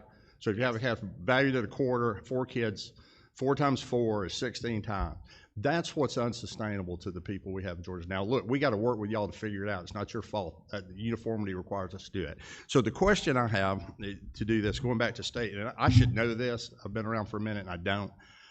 Do we require you, for non-certified employees, do we require you to use the state health benefit plan? Yes, that's correct. My understanding is that state law. Without me sitting up here, for anybody that's out there in the media that's listening, I'm not suggesting we're cutting benefits for anybody. I'm just inquiring, would you like the flexibility to shop that? I think so. I think we've heard that from districts. The state health benefit plan, if you leave the plan, you can't come back in. And so it just puts them in a difficult position to look at other options or Okay, flexibility. but I mean, I know it's complicated, but Yes. it's just a question. We're looking at expenditures and revenues, and I mean, it's a worth question. And to be clear for everybody out there reporting this, I'm not suggesting we're taking benefits away. I just suggest sometimes everything in the state health benefit, I mean, there's not a special thing for non-certified employees. People need different things in insurance. Correct. So I'm not suggesting taking away from people that want it. I'm just suggesting if you had the ability to shop in the marketplace, would you like that option, not requiring you to do that? And the answer is we'd like to look at it at least and have that. We'd have to look at it, but we have heard from districts that they want to look at some flexibility around that because, again, it's one of the largest expenses that they're having. So, and again, not taking anything away from it, not suggesting taking benefits away from non-cert people, but just you'd like to have flexibility to do that. That was the thank you. question. Thank you. Chairman Bonner, then Chairman Anderson. Yeah, thank you for the information. First is a request that you'd mentioned the unfunded mandates. I know I, for one, would appreciate seeing a consolidated list of those. I mean, I know those have, developed over time, but a consolidated list, I think, would absolutely be good for us to take a look at. And then the second, just a comment, and I think one of the challenges in this area versus our municipalities and the services they provide is that the service that is provided here has measurable outcomes. And I don't think we can have a good healthy conversation about the funding piece if we don't talk about the corresponding outcomes, right? I completely agree we need to reevaluate the QBE formula, but I certainly wouldn't want something that would continue to reinforce failure and not success. And so I think this is one of those environments where, kind of to Chairman Martin's point, I look at my tax bill in my home county of Fayette, 40% of what I'm paying is going to our public schools, and yet the number of students is declining, right? But yet the pace of construction is increasing with our schools. And so there's definitely some challenges there we've got to look at. But I just think that in order to have a true healthy conversation, we've got to take a look at the outcomes as well on the other side of the funding piece. Yeah, absolutely. And I think you'll find that school districts appreciate the accountability, especially in this conversation. So you're absolutely right. And we've talked a lot about pulling together the unfunded mandates. When you look at Title 20 and how big the section is, it's a lot to go through to find every single little thing.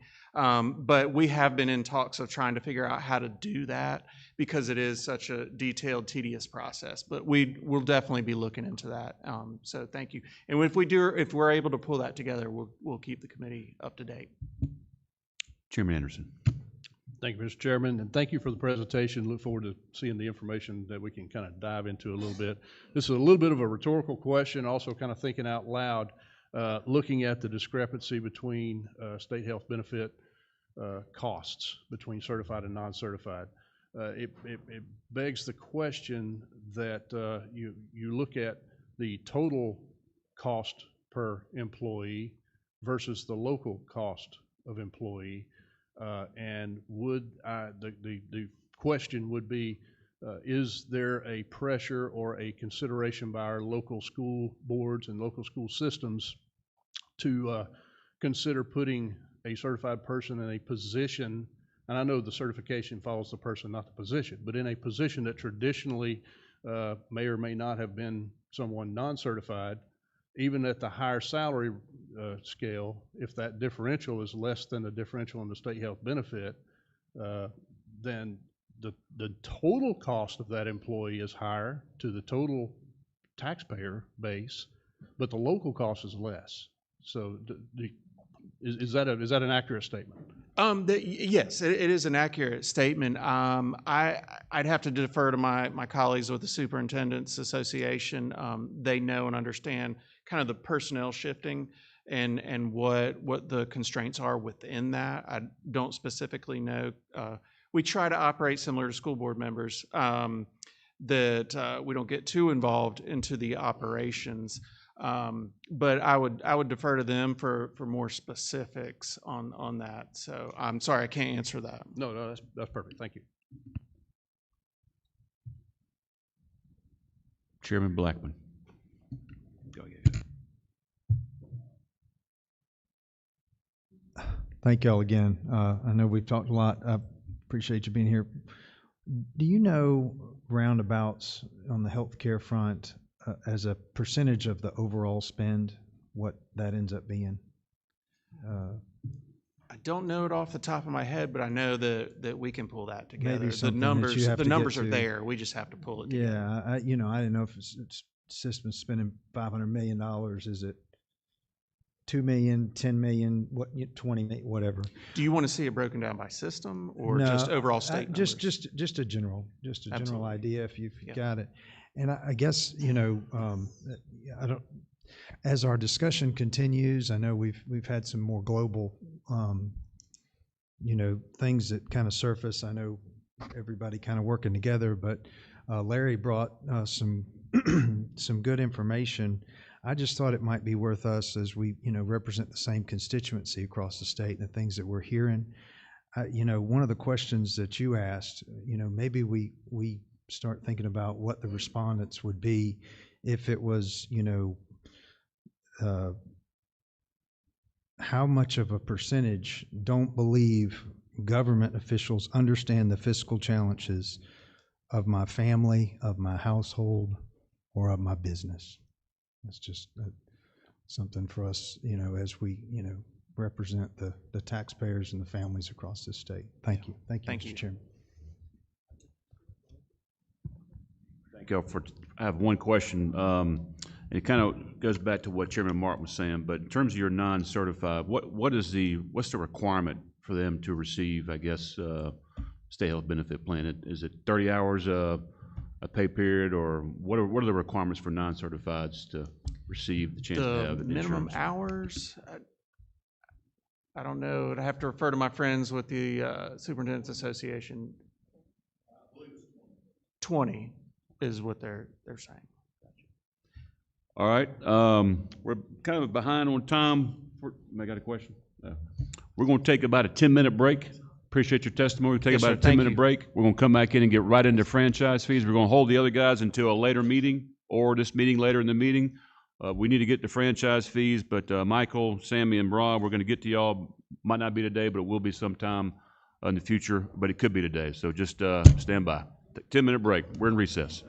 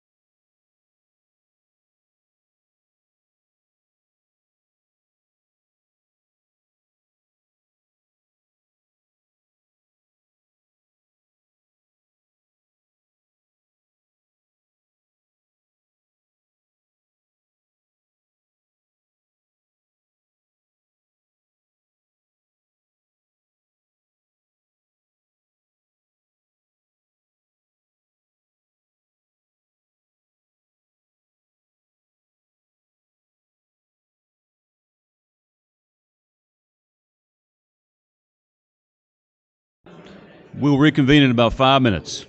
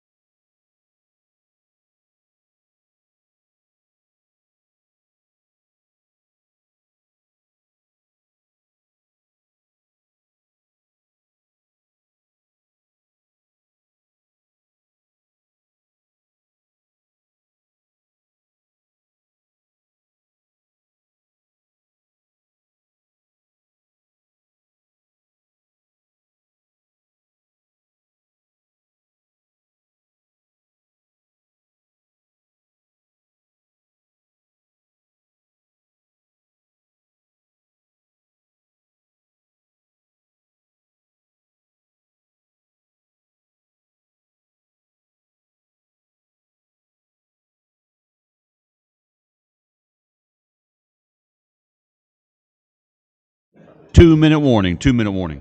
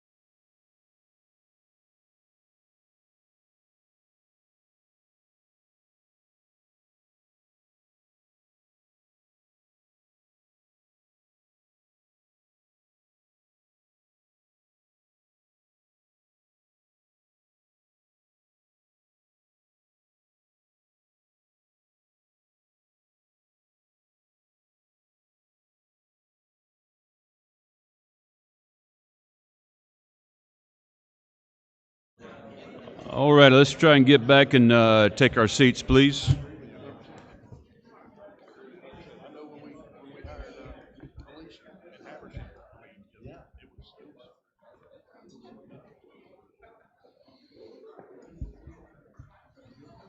And just a heads up, GSSA, we're going to allow them to give a kind of response to some of the questions we got for school health.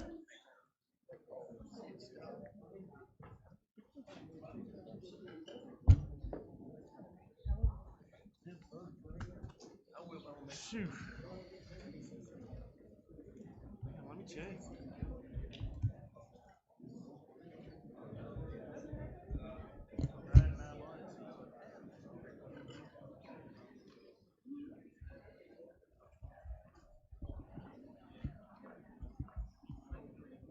That was a long 10-minute break. Yeah. All right, I'm going to go ahead and call us back to order. If we can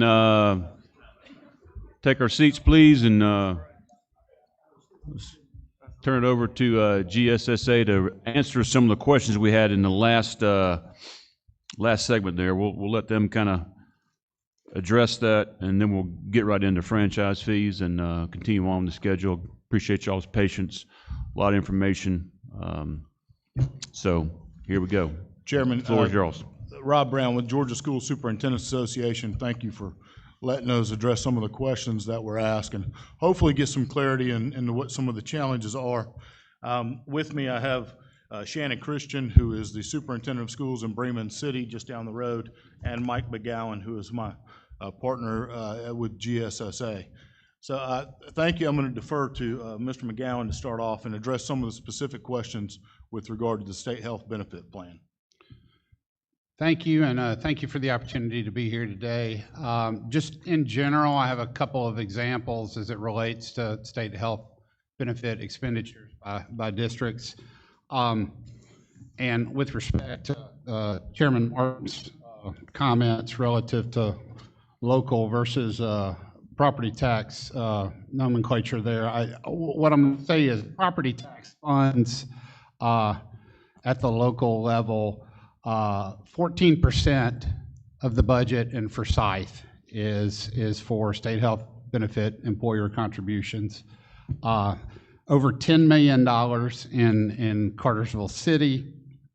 In Cherokee County, over $200 million of an $800 million general fund budget is state health contribution and TRS contribution. So that's a small, middle, large district percentages. I think in general, you could say that about approximately 15% of the budget goes toward state health benefit contributions. As you know, the state generously funds QBE allocated, QBE earned employees in that regard. And then the classified are funded by property tax at the district level.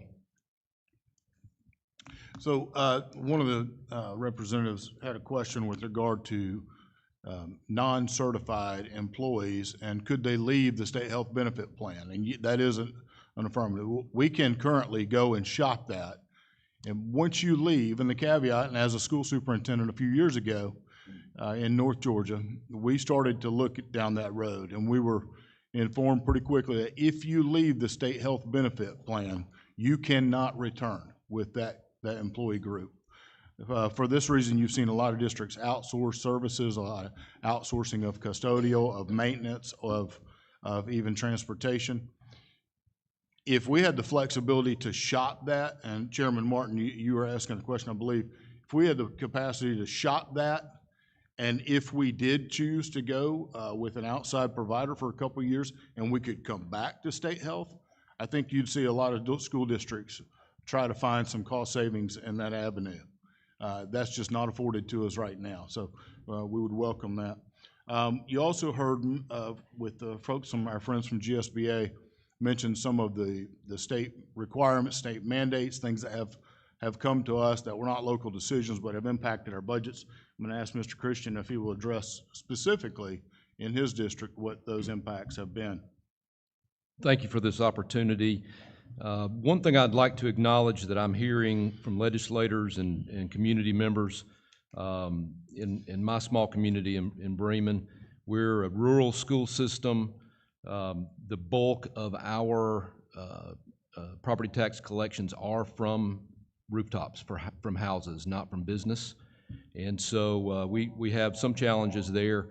But the elephant in the room is in 2021, our budget expenditures were $20.5 million.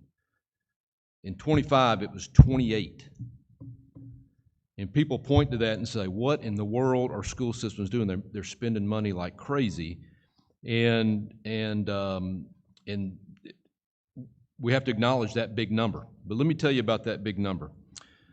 For us, that's a $7.7 million increase, a 37.6% increase over that time. That outpaces inflation. Inflation, if you look it up, is anywhere from 29 to 31% over that period of time. Again, our budget increased 37.6%. Representative Bonner asked a great question, and I wanted to jump up and raise my hand like a third grader in the classroom when he asked it, because I have what you asked for, sir. I have a spreadsheet that shows what those state-mandated costs have been since that time. And over that same period, when our budget went from 20.5 to 28, $6.6 million of it were state-mandated. And let me thank you greatly for some of that, because guess what? Our Governor Kemp gave our teachers $9,500 in increases over that time. Thank you. They needed it. They hadn't had it in a long, long time. But also, that's not even the largest increase in that. It's the insurance. We've already acknowledged it. So 6.6 million of that 7.7. And so, pardon, sir, I'm going to use the word locally. Locally, my board and we have increased our budget $1.1 million. But part of that is step raises. I mean, we've got, if someone works for us, for 18 years and they get to 21, they get paid a little bit more money. So part of that 1.1 is in there. But I will tell you that, again, in that period of time, that 37.6% increase, $1.1 million, or 14.3% of it, we controlled. We could have told teachers, nope, we're freezing the salary schedule. But no, we didn't do that. We didn't want to lose folks. So what I would like to tell you is that sitting around that board table, since inflation has gone up 29 to 31% over that period of time, and we have chosen only 1.14% of it, we have been tightening our belts.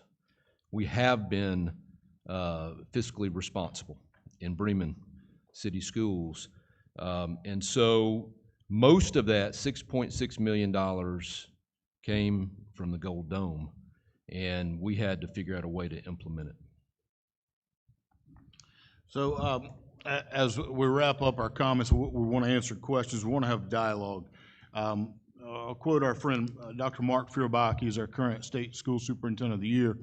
Serves here in Cartersville City. I heard him say it last week. When we hear the term spend less, what we hear is provide less for our students. And that's the tough pill for us to swallow. That's where we struggle, and that's where we're hoping that our conversations in this committee and the committee meetings to come will have some viable solutions for how we might be able to offset and provide that tax relief at the local level. So, Mr. Chairman, again, thank you for letting us come and speak, and we're happy to answer whatever questions the committee has. Thank you. Any questions from the committee? Chairman Martin. And to the gentleman on the local, I don't mind you calling it local. Just remember ours is local too. I didn't really want that to be adversarial.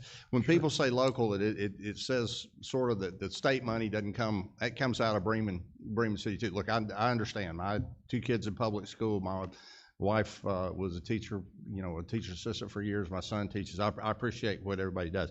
What I was wondering, and I think I heard you say this, is when we heard in our county that I'm in Fulton County, I have heard from their CFO on occasion when we send a raise down, and we send the way these last raises, they were a flat amount of money. We sent this X dollars, not a percentage. But I actually have gotten things back in place. When we said we're going to do a 3% raise, at the state, or a 2% raise at the state, the school board came back to me and said, well, that's a mandate. Now we have to give 2% of our local supplement to do that. It sounds like you guys have stood up for your teachers and in the step raises and done that, locally, and you're to be credited for that. I appreciate it. My question is, we talk about the mandates and some of these things, and I understand, Mr. Chairman, it sounds like we need to maybe invite state health benefit plan to this meeting, because they seem to be a large expense for at least our school boards, if not some of our other employees. So it sounds like we ought to invite them into the discussion at some point if you do that. But my question is, when we get to these mandates, can you help us talk about what would happen if some of those went away? I mean, because when you say you have mandates, some of them, I mean, like I had a school board that came to me and said, they didn't want to pay, or they couldn't pay for, with East Bloss, they couldn't pay for a red light in front of the school because that wasn't required educationally. And I said, well, a bathroom in school isn't either, but you got to have one to operate. So I want to make sure the mandates that we're doing, I'd like to know what they cost, why you don't think they're needed. Like if your parents wouldn't require them if the state didn't. And I think it's fair. I mean, it's not me. It's Chairman Irwin will do that. I'm in higher education. But I mean, that's a fair discussion to have. But when we talk about mandates, let's get specific about those and let's make them pass the test for needs as well. That's a fair thing. I appreciate you bringing it up. Yeah, and I want to make sure that the committee understands when we say state mandates, we're not fussing about them. We believe that many of those state mandates are great for the public schools in our state. We believe that $9,500 in additional compensation for our teachers is a huge step forward to help education in our state. We believe that we can recruit and retain better talent with more money into those positions. So we're not complaining about the mandates. Okay, thank you. We just want to make sure that we're all on the same page with regard to these are decisions that weren't locally decided by a local school board to say, hey, we're going to increase our budget by X amount of dollars. But we're implementing them. As a superintendent, it was very difficult for me to look at one employee group with teachers every year getting raises, again, greatly appreciative. But then you have your other employee groups, your bus drivers, your custodians, your cafeteria workers, and you want them to experience at least a cost of living raise as well. So when you do make those local decisions, those are the ones that are impacting budgets to the $1.1 million in Bremen. I bet a large chunk of that was in those employee categories where they made the decision locally to balance out with the other groups. Some of the other things that have not been mentioned with regard to the mandates, obviously with anything with regard to personnel, when you give a $9,500 pay increase, there's also payroll taxes. Many of you are employers. You know that there's a cost associated with paying that. You also know that with our employees, most of those groups comes a TRS floating, and we're grateful for that incredible benefit. But that number changes, and as employee salaries go up, so does the percentage of costs there. Many of our districts have local supplements that they implement, and of course that's a decision made by those school boards. Again, nothing to complain about, but just to add some context to the increased budgets, the 37% that Bremen incurred, the roughly, I don't even know what number, what percentage it is across the state, what school districts' budgets have gone up. I can tell you that the local investment of what we see recorded as local tax dollars from 2015 to 2025 doubled. We spent a little over $6 billion in what was called or recorded as local tax dollars. And Chairman Martin, you're exactly right. They're all Georgia tax dollars. And then the state's number, and at that point, since then, our federal increase has been 61%, state increase 60%, and locals 100% in terms of what's recorded there. So, yeah. Microphone. In your system, if a teacher, and I'm going to use, I'll just use 50 because it's an easy number. If a teacher costs you $50,000 in salary, what do you have to budget with the fully loaded benefit package for that teacher? I mean, assuming that the state's sending the money for the health care, but it costs the TRS, the payroll taxes. If you don't have that, I'd just be curious. It's a big number. It's a lot more than 50,000, right? Yes, sir, you're correct. It's closer to 80. Is it not? Well, I can, if anybody wants to pull out their calculator, so add 23% of that for TRS, 7.65, which is Medicare, FICA, and then if they take health insurance, that's $23,220 per person. And then if, and then anything that's decided to be done by the local board. So real back of envelope math, what you did there was 30% of the 50 is 15. Then I think you added something that was about 7, or got us around to 20, and then you said 24. So a $50,000 educator costs combined state and local money. I mean, all Georgia money, combined money, costs somewhere north of 90 grand a year. You're correct. Yes, sir. So I just want us, when we looking at what all this costs, and look, we want to pay our teachers more, and the governor brought more money, and you guys have done things, but it's not 50. They cost more than 50. So if they cost 70, they cost close to 140. If they cost 80, 160. Yeah. Thank you. Thank you, Chairman. Any other questions from the committee? Thank y'all. Appreciate it. Good Thank you. information. Thank you, Chairman. Thank you. We'll be following up with you. And Chairman Martin got it about the state health benefit plan. We'll look into that as well. So good communication there, good topics. We're going to move into the franchise fees, specifically electric municipal franchise fees. We'll turn it over to Chairman Scoggins. He's got somebody that's going to talk about this issue a little bit. Then we're going to have some witnesses. We're going to have Georgia Power. This is in order. Georgia Power, EMC, I think we said ECG, and then GMA, and then ACCG. Lots of G's in there. So Mitchell Scoggins, and then we'll have Georgia Power, EMC, ECG, GMA, ACCG. That's pretty impressive, isn't it? I didn't do all that. All right, so Chairman Scoggins, over to you, sir. Thank you, Mr. Chairman.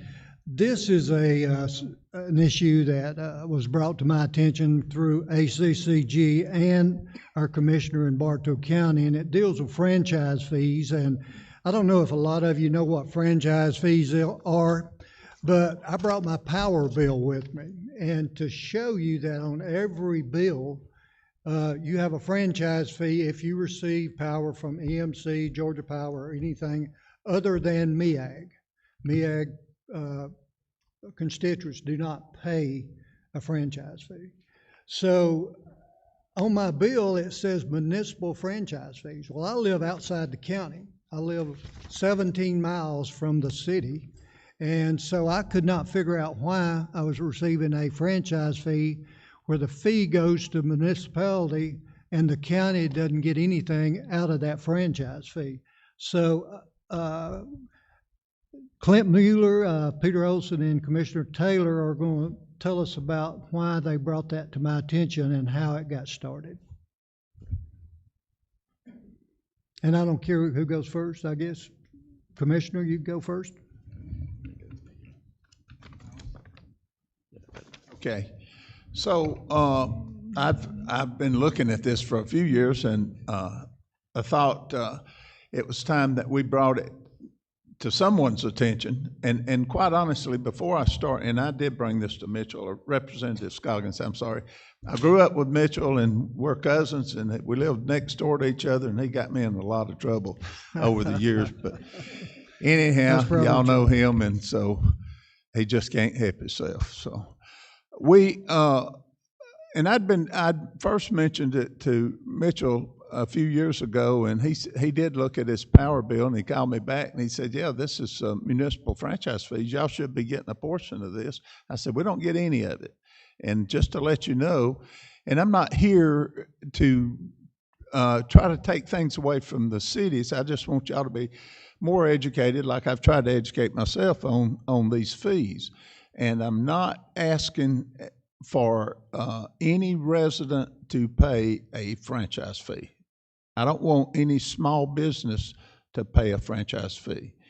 I'm asking for customer choice folks that is large electric users to pay these franchise fees and let the county get a share of it. I don't even care if you're already paying an excise tax and you're a big electric user.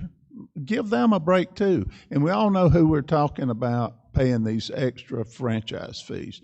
They're coming to Georgia. They're going to be the largest electric users of our power in the state. And that's if you want to give exemptions to residential, small businesses, and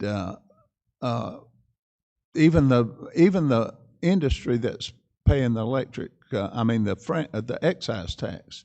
That's fine with me too. I'm not representing all the counties in Georgia. I'm just talking about my county. Clint's probably and Todd, they have different views on this maybe, so you can talk to them. I'm just talking about in my community, we're not anti-data center in Bartow County. I'm standing up. I may be one of the few. There's a lot of counties that want to put moratoriums on it. In my view, if they want to do that and miss out on this revenue, that's their business. They're good commissioners that are protecting their citizens. But in Bartow, I think we've got a few coming, and I want to capture some of that revenue. And I'll pledge to you that if we do capture that revenue, we can get rid of most all the property tax. I can't speak for the school systems. I only talk for county government here in Bartow County. We will do that. And if we get a franchise fee, especially with the property tax that we can collect from some of these large electric users, I'll pledge to you that those county property taxes, as these companies come online, we will eliminate most of the residential property tax. My goal would be to carry it to zero. That's something I'm asking for you. I'm asking for local control. I'm not speaking for 159 counties in Georgia, but I do speak for those counties when I say we need local control. And if you can enable us to do that, it would be much appreciated. But Peter actually has more data and more facts on this than I do. And so, Peter, if you want to share, you want Clint to go next? Oh, Clint. Okay, Clint can give the background on these franchise fees and how the counties was left out about 90 years ago, I think, is when this legislation came in. Clint? Thank you, Steve. Good afternoon, I think, members of the committee. My name is Clint Mueller. I'm the Deputy Director of ACCG, the Association of County Commissioners of Georgia. Appreciate you having us today. I want to commend you all for looking at local government costs and the way we fund local government. This is probably long overdue. I remember back when I started, they had just had the Future Communities Commission where they looked at local government, and that's where service delivery strategy agreements and all that stuff came out of that. We really haven't taken a deep look at local government in a very long time. So again, I just want to commend you all for that. In regards to franchise fees, this is why this discussion is so important, because we at the local level can't really do anything outside of what the authority you all give us, right? All these revenue sources we're going to be talking about, we can only exercise them within the framework that you all set in state law. Franchise fees is a great example of that.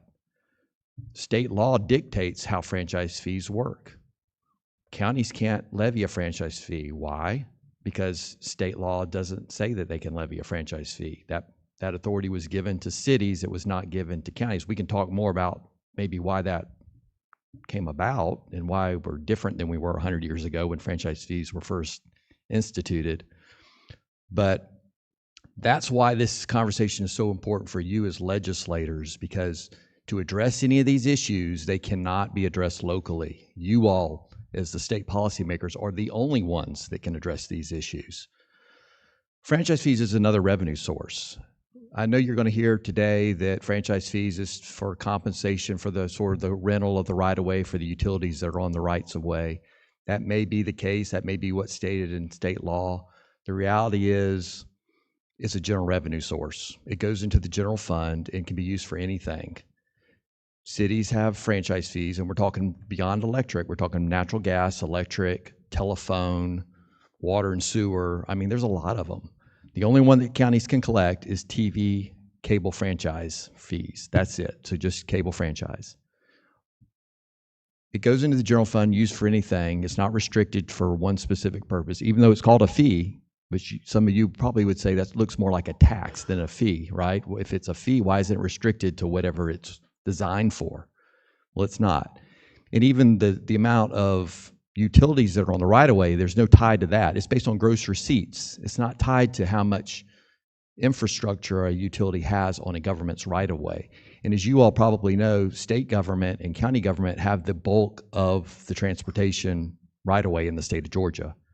Counties have about 80-something%. State has another 10% or 10 to 15%, and I think the cities have the rest. So the bulk of the actual rights-of-way for roads and streets and highways of this state are controlled by counties and the state, which neither the county nor the state gets any franchise fee revenue to help compensate for that. So we just have to fund it differently, right?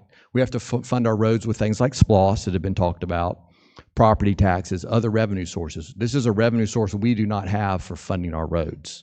Cities do have this revenue source for funding their roads and anything else they want to use it for. So we can talk about whether it's an appropriate revenue source or not, but I think the viewpoint we're coming at it is if it's an appropriate revenue source for funding roads, then why isn't it an appropriate revenue source for everybody that has roads? And in this situation, what initiated this conversation obviously was the data centers. As you all know, these data centers use a tremendous amount of electricity and are going to create a tremendous amount of franchise fee revenues. I think Peter will address this later, but they've got a little city here, I think it's Emerson, that, you know, the franchise fee revenues that they're going to get is huge off a data center, where the county gets zero, right? So it's just a matter of where it locates. If it locates in the city, it pays the franchise fee, which is 4% of gross receipts. If it locates just outside the city, it pays 0 to the county. Now, they'll still be charged some franchise fees that'll go to the cities, but the county gets none of that revenue. So it's simply geography. Counties and cities both do a lot of the same things today. We look very different than we did over 100 years ago. And so again, the question for you all as policymakers is why? Why is the fee structured the way it is? Why are we using it the way we're using it? Why is some governments have access to it and other governments don't have access to it? These are the questions that we hope you all will consider as you think about these topics. And then again, going back to the data center issues, you know, a lot of people don't like data centers. We read about it daily in the press. Well, the one thing I think that most of your constituents would agree on when it comes to data centers is that if a data center is going to move to your community, they want to get as much compensation for the citizens as they can get out of the data center, right? I don't think anybody is worried about Microsoft, Meta, Google's bottom line. I think they care about what does it mean to my community if a data center comes there. So one way to get more revenue off a data center would be franchise fees. And if you can wipe out homestead property taxes, and I think you're going to hear later from one of our counties, Columbia County, that thinks, in Bartow County is another county that can just about wipe out homestead property taxes with just the data center franchise fee revenue. That's powerful. I mean, your constituents probably want that, right? If a data center, they probably don't want a data center, but if a data center is going to come into there, at least give them something, right? And if you can wipe out their homestead property taxes with that revenue, trust me, the Googles of the world don't care. It's a rounding error to them. Like, they're not the ones that are going to be knocking at your door saying you made me pay a franchise fee. In fact, they have to pay it now if they're in the city, and they don't complain about that.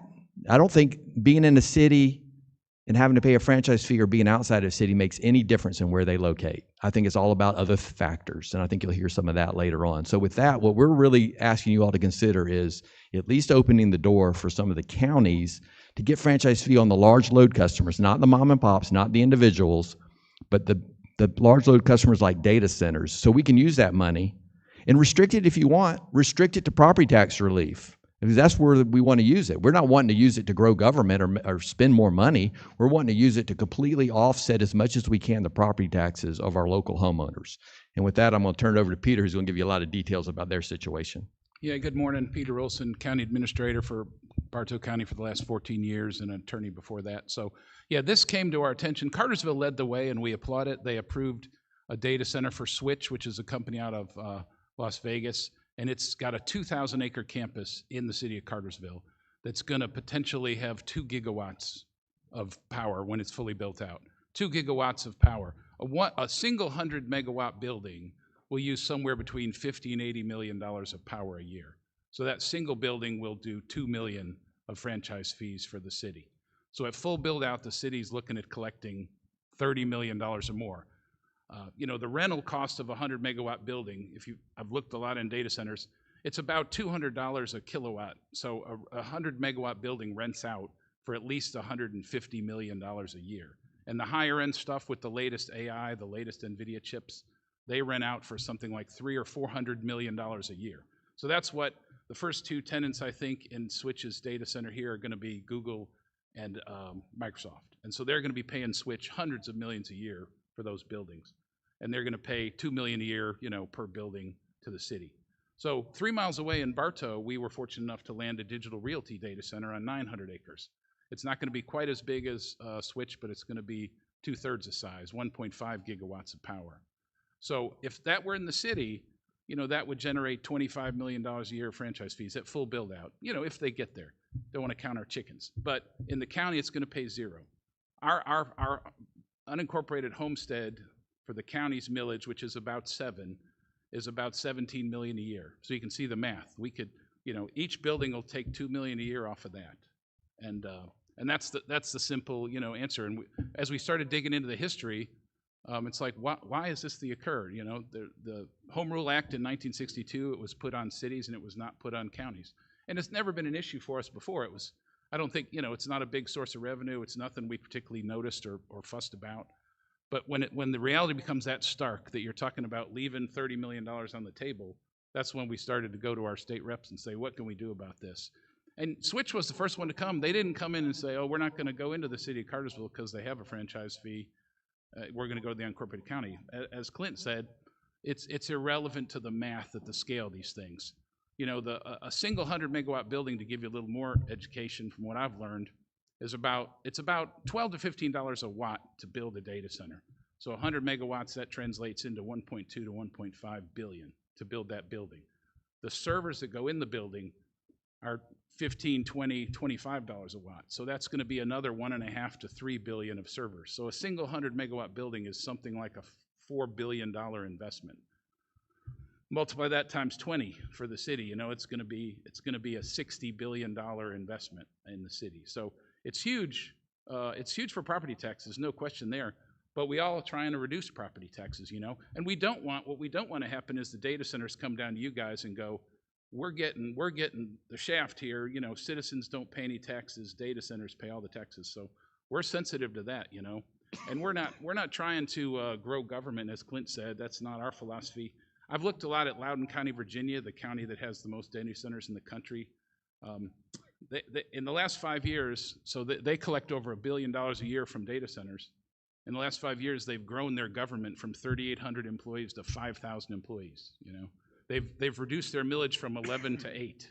So they talk about their tax reduction, but what they've really done is exploded their government. That wouldn't be our strategy.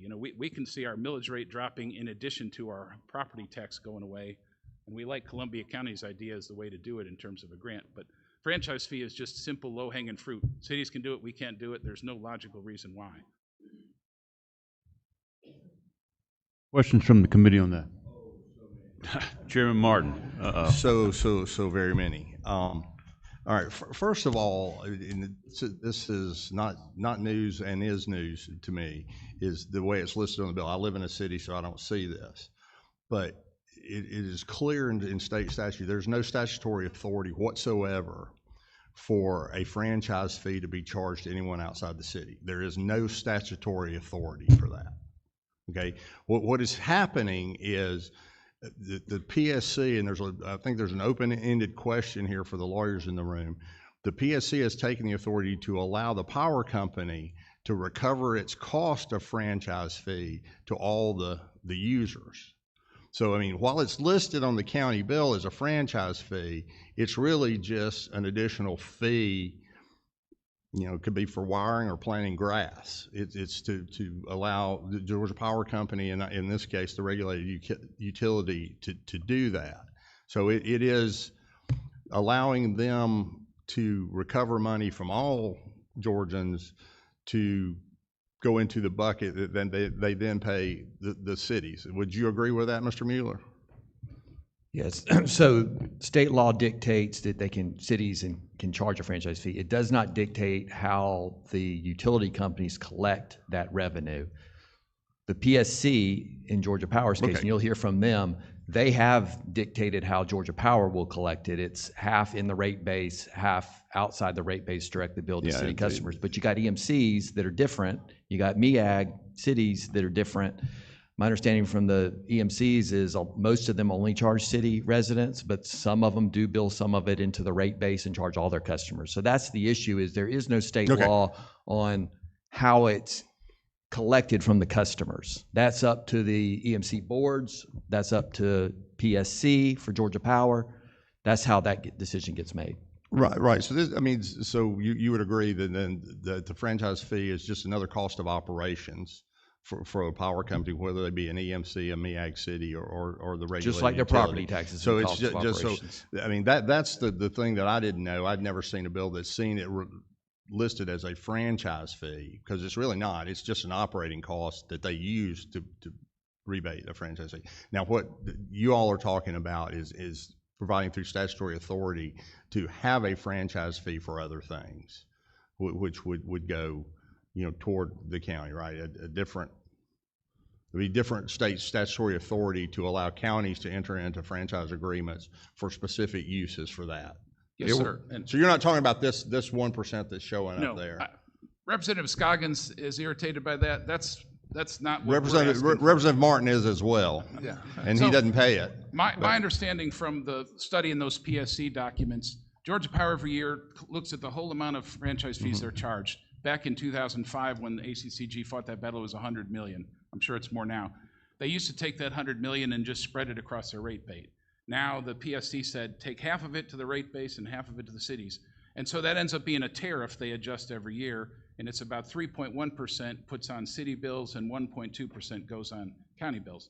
But, I mean, it is recovery of their pot of franchise fees. They pay that once a year, and then the next year they come back and collect it from the rate base. But that's not our issue. We're just trying to say, hey, if they can impose a franchise fee, you'd like the ability to do that too. Yeah, so. All right. Thank you. And keep in mind, all we're asking for is the large load customers. And like I said, some of these large load customers pay an excess tax anyway. I don't even care if we don't hit them with a franchise fee. You know who we're looking at, and the very, very large load, the mega customer out there is who would pay the franchise fee.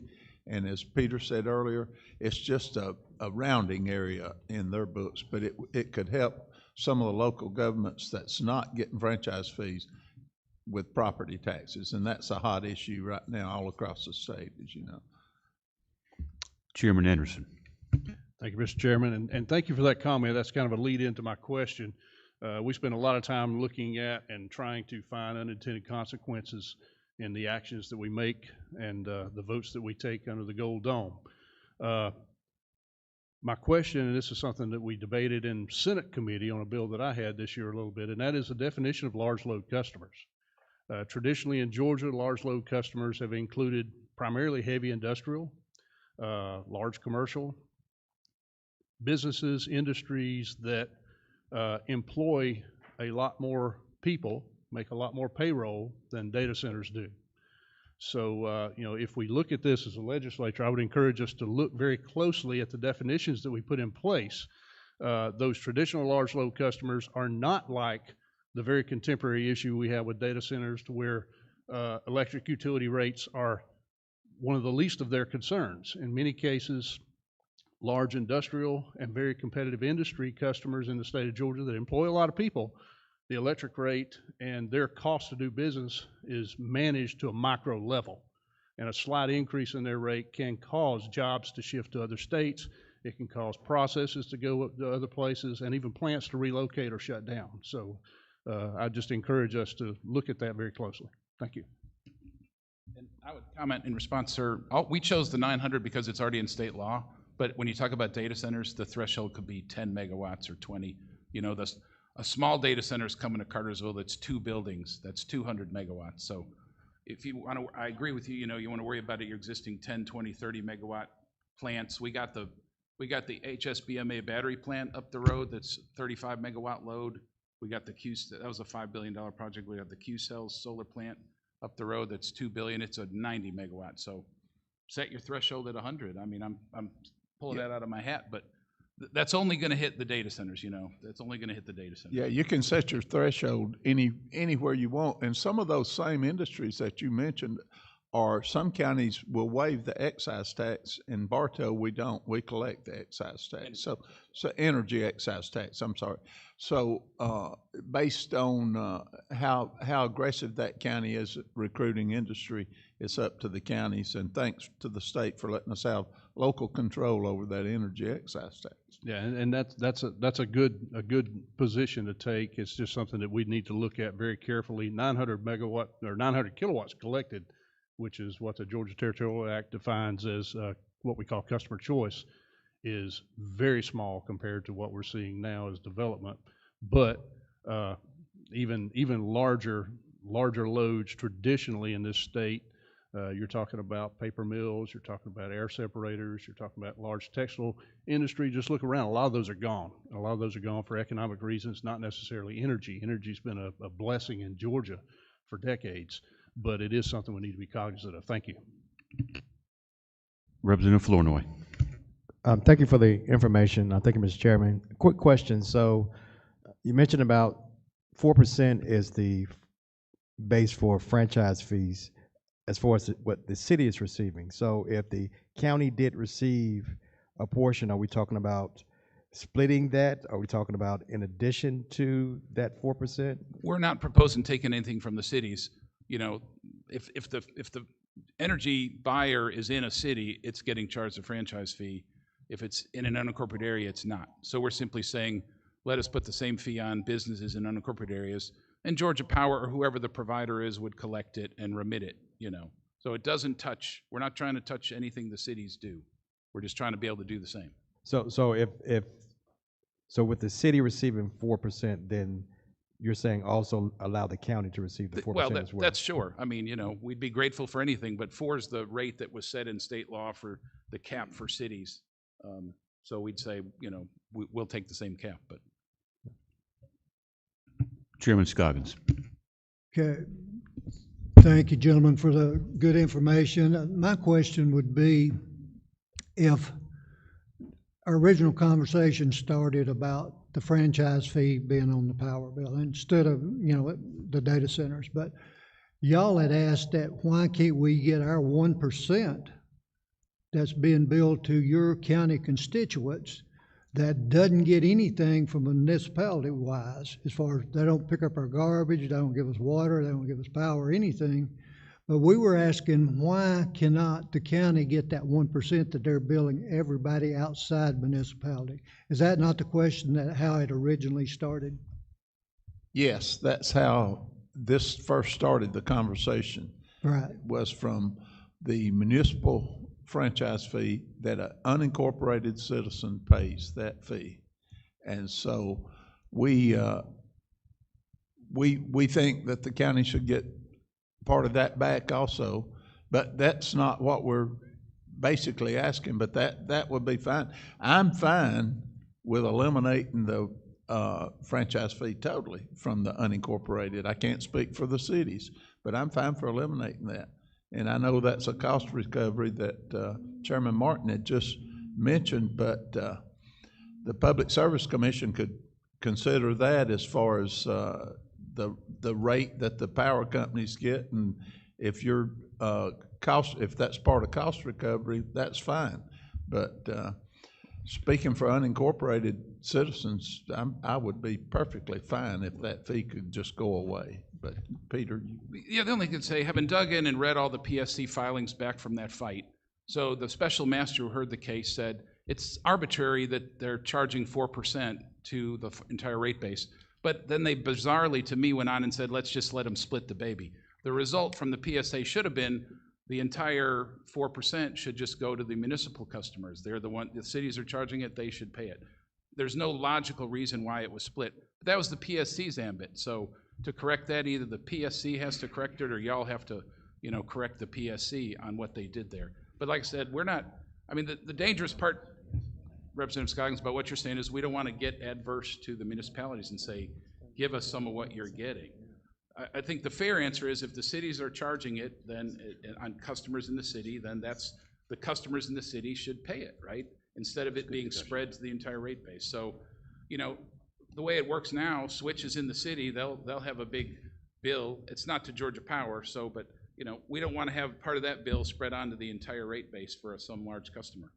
And I don't think, Larry can tell me wrong, but city customers should pay city franchise fees and county customers should pay county franchise fees. I agree with that 100%. I understand, and I don't have a problem with municipalities charging a franchise fee at all, but I do have a problem with a part of that franchise fee being billed to county residents that goes to that municipality. Yeah, and the PSC nobody has been able to answer that question yet of why that 1% goes to the city. The answer to the question is the PSC decided it in 2007. So their decision said You take, of the 4%, put 2% on the rate base and 2% on municipal customers. I mean, it's been said to me that that's kind of like socialism, that you're taking from someone else and giving it to the others and throwing it in the pool. Well, the PSC views it as Chairman Martin said, as a cost of doing business, right? So they get to bill all their costs to their entire rate base.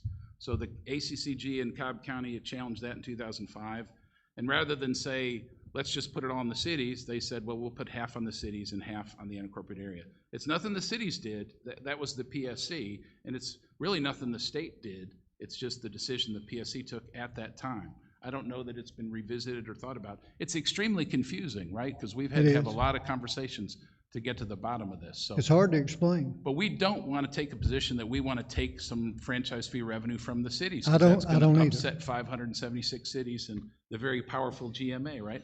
So, you know, we're just, and when we talk to like our mayor, he's like, oh, he didn't realize that, you know, some of the fees that are imposed by cities are getting spread to customers that aren't in cities. Right. So that's an issue that either the PSC can clean up or y'all can make the PSC clean up. So how big is that pot? How big is that pot from a residential, unincorporated citizen?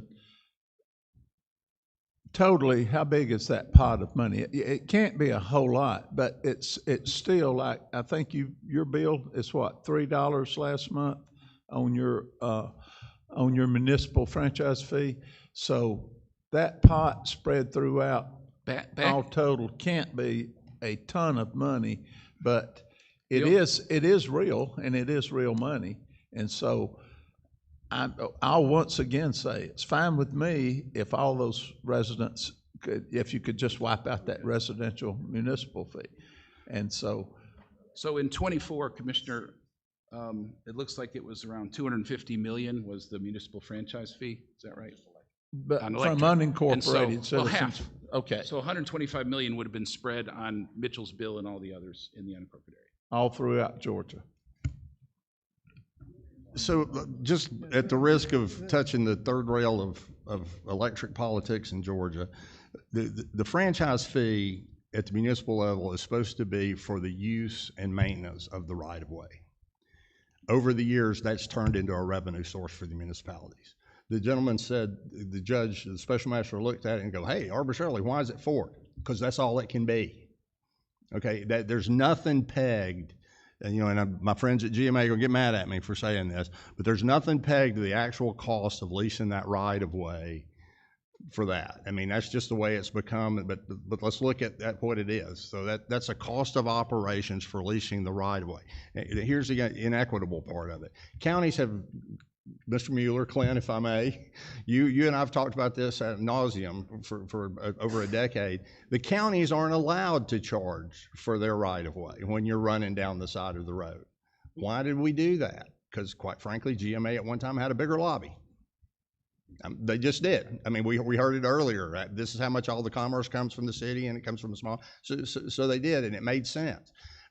So you could argue that the people that live in the county are paying something because those electric lines had to go through a city, and you're paying for the use of the right-of-way to bring the power to my county. I mean, it probably, if we're going to let, would you not agree, if you were going to let utilities or require utilities to pay for the use and maintenance of the right-of-way, all right-of-way is created equal. And we ought to charge that, because if your power line goes through a county on the way to the city, or on the city on the way to the county, everybody benefits.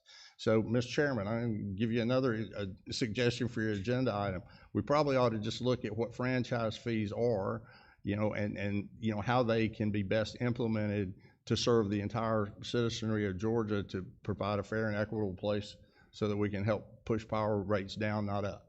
And I can put some facts to that from our county's example, Mr. Chairman. So Bartow County has 877 miles of unincorporated road. I think the city has around 30 miles of road.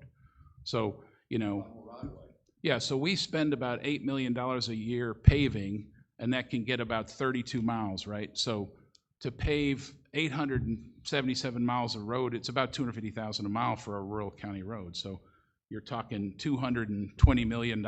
So yeah, we could certainly use franchise fees to help with that. I mean, you know, it's been a big push of Commissioner Taylor to try and get these crumbling roads paved, and it costs the same to pave them no matter where they are because of the cost of asphalt, aggregate, et cetera. So even if you restricted it to that purpose, we'd have plenty of roads to spend it on.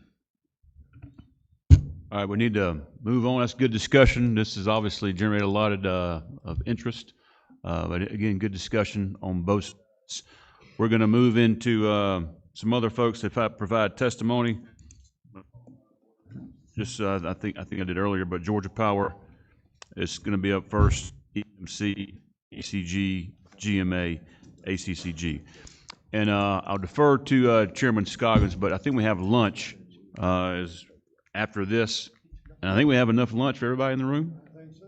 So we should have lunch for everybody. I know it's been a long meeting, but only thing between us and lunch are you. Yeah, thanks to the County Commission. The only thing between us and lunch is the 5 of you guys. So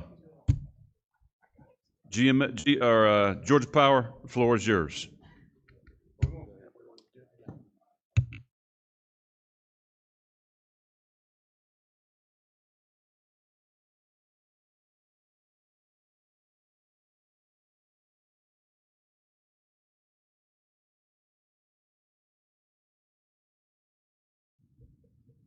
So, Jason, do you want to lead off or do you want me to lead off? Okay, all right, that'll work. Good afternoon, Chairman, members of the committee, and distinguished guests. Thank you for the opportunity to appear here today. My name is Galen Davis. I serve as project manager for DOT franchise for Georgia Power Company. The information that I've got up today will kind of give a little bit of clarification on the history and some of the standards that come with the franchise fees. I don't know who has. Okay.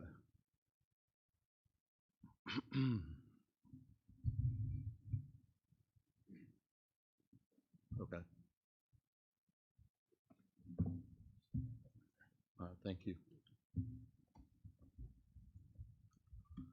So to give you a little history on franchise fees, so for example, the City of Atlanta, their franchise dates back to 1883.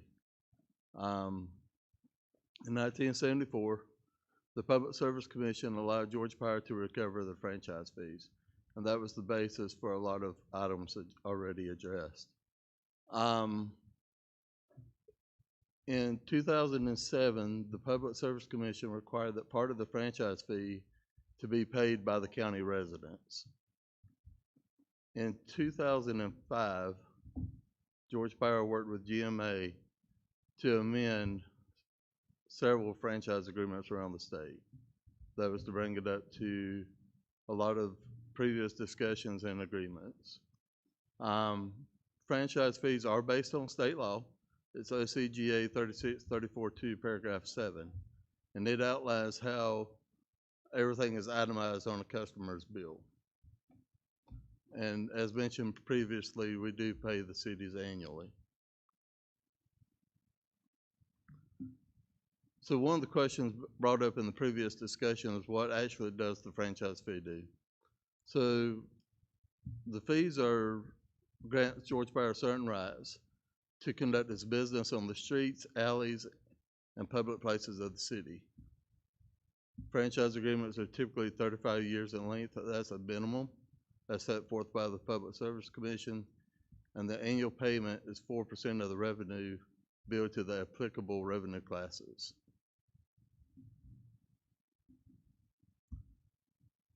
Above is the current municipal franchise fee that went into effect in January 2025. So it outlines what the customers inside the city limits pay and the customers outside the city limits pay.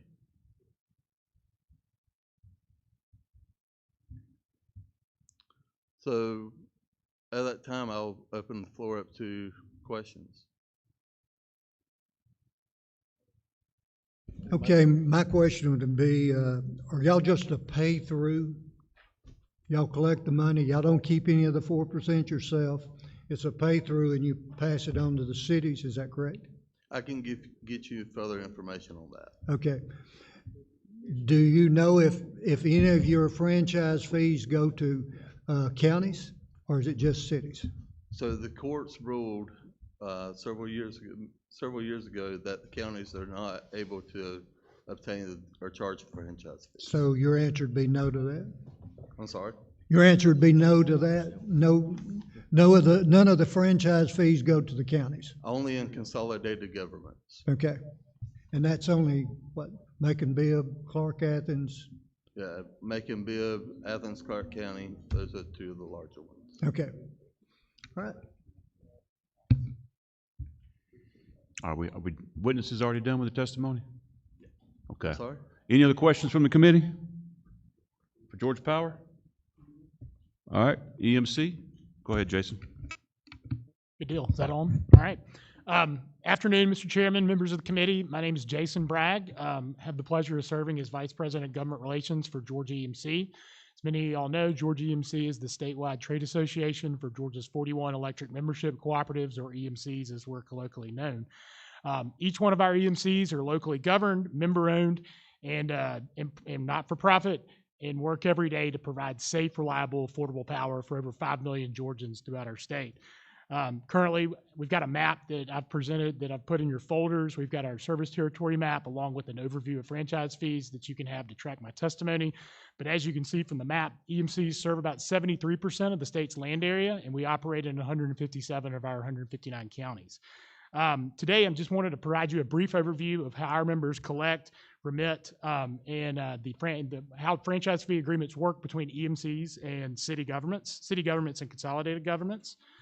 So as Galen mentioned, and from Georgia Power and others have mentioned, obviously only cities and consolidated governments in the state have the authority to levy municipal electric franchise fees. According to survey data that we have collected in the past, we surveyed this last at the end of 2025. Georgia EMCs throughout the state have about 294 individual municipalities that have a franchise agreement with their respective EMCs.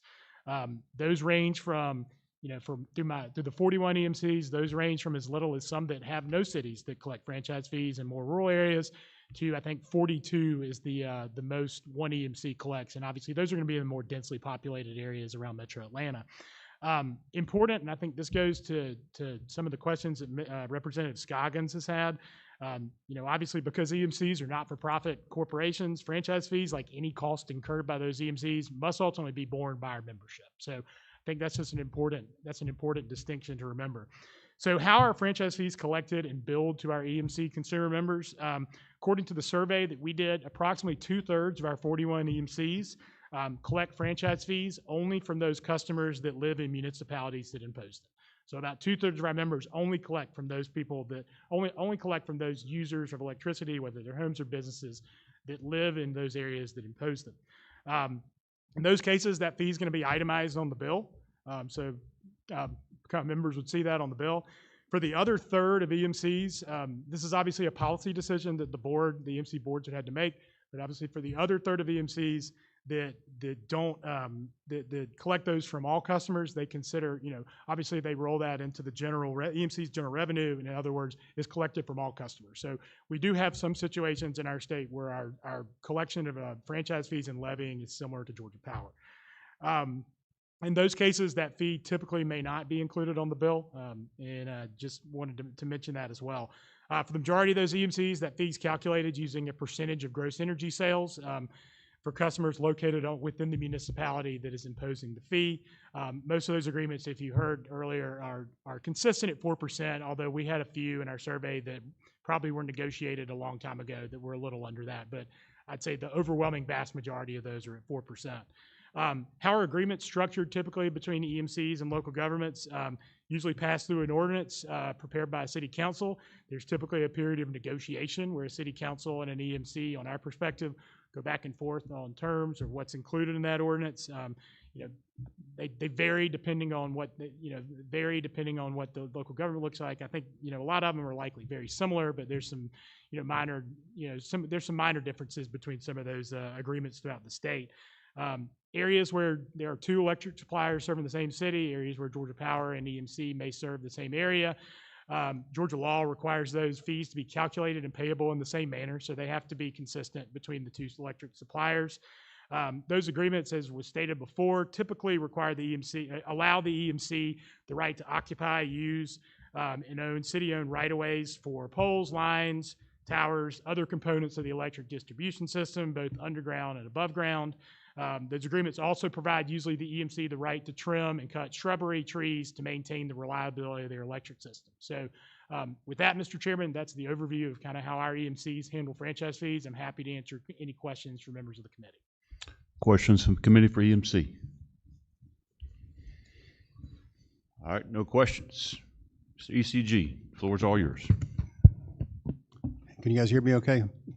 Great. Thank you, Mr. Chairman. Thank you, members of the committee, for the opportunity to present today. My name is Walter West. I'm the president and the CEO of the Electric Cities of Georgia.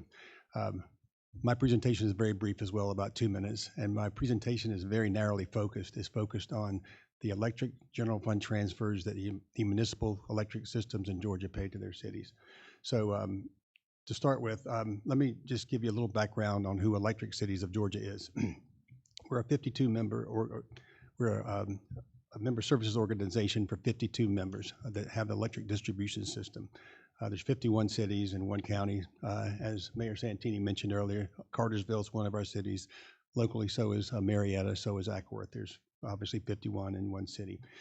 What Electric Cities of Georgia does is what we do is we provide services to the cities, such as like engineering support to build the distribution lines, workforce training for electric line workers as well as the other staff of the cities, safety programs for those same electric workers, legislative and regulatory representation, economic and community development support, as well as rate expertise for these communities to help them be operate efficiently and effectively and keep the lights on.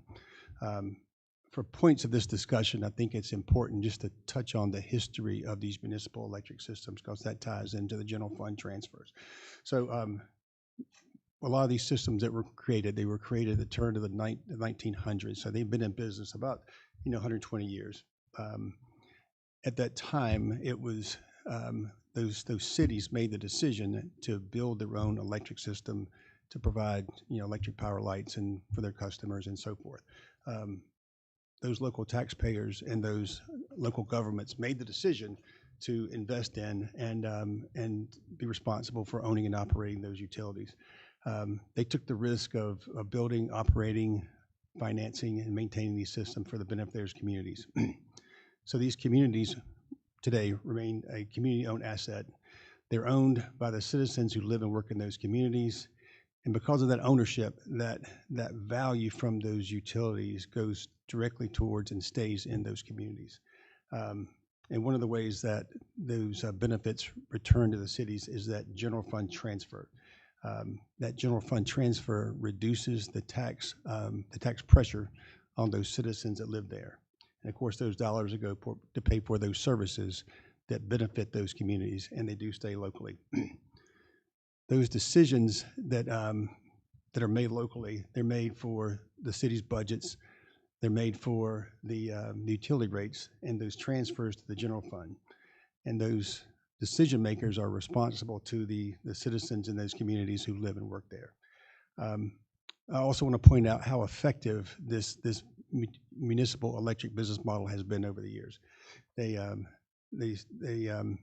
you look at the most recent Public Service Commission data for Georgia, again, as was just mentioned, there's 94 utilities in the state, but if you look at the average of the municipalities compared to the other providers in the state, the average for the typical electric bill is less than the competitor. So this model, in addition to the transfer that's made to the general fund, they're still very competitive as it relates to the cities, to the rest of our communities.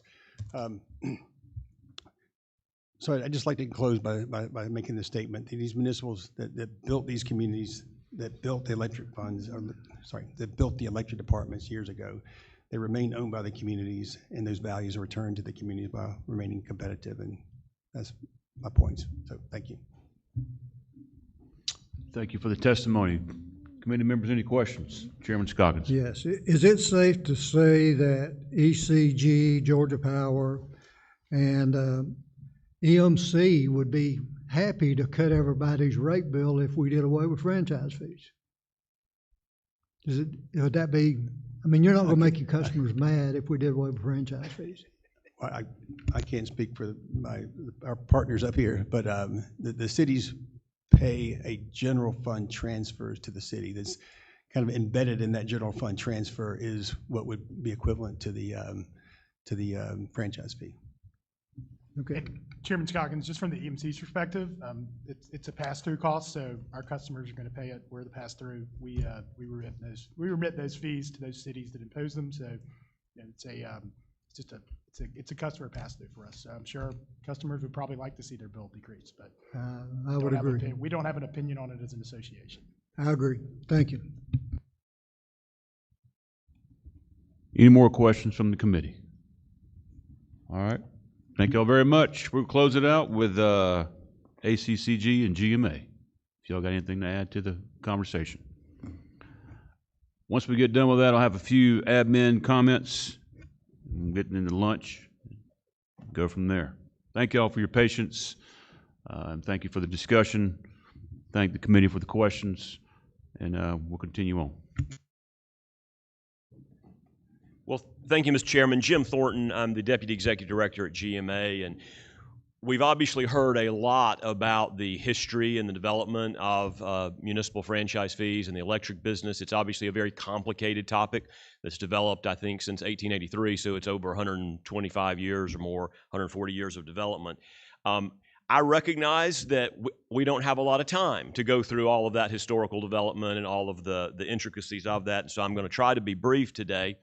But just sort of explain that, like a lot of things that you're going to hear over the course of the next 5 sessions in local government funding, a lot of what we are dealing with is a historical system, right? It's a system that's developed over time, and it has worked well for Georgia over time.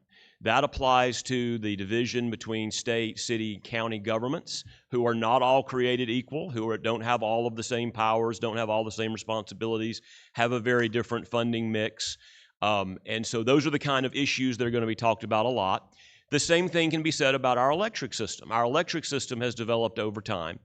It is a great electric system, and I think if you had had a chance to hear more detail from our 3 partners, Georgia Power, Georgia EMC, and ECG, you would hear that in many ways the Georgia electric system is the envy of other states because it provides low-cost power, it provides reliable power, and it has done so through legislative development, local development, as well as Public Service Commission oversight. So that sort of background is to say that we've inherited this system.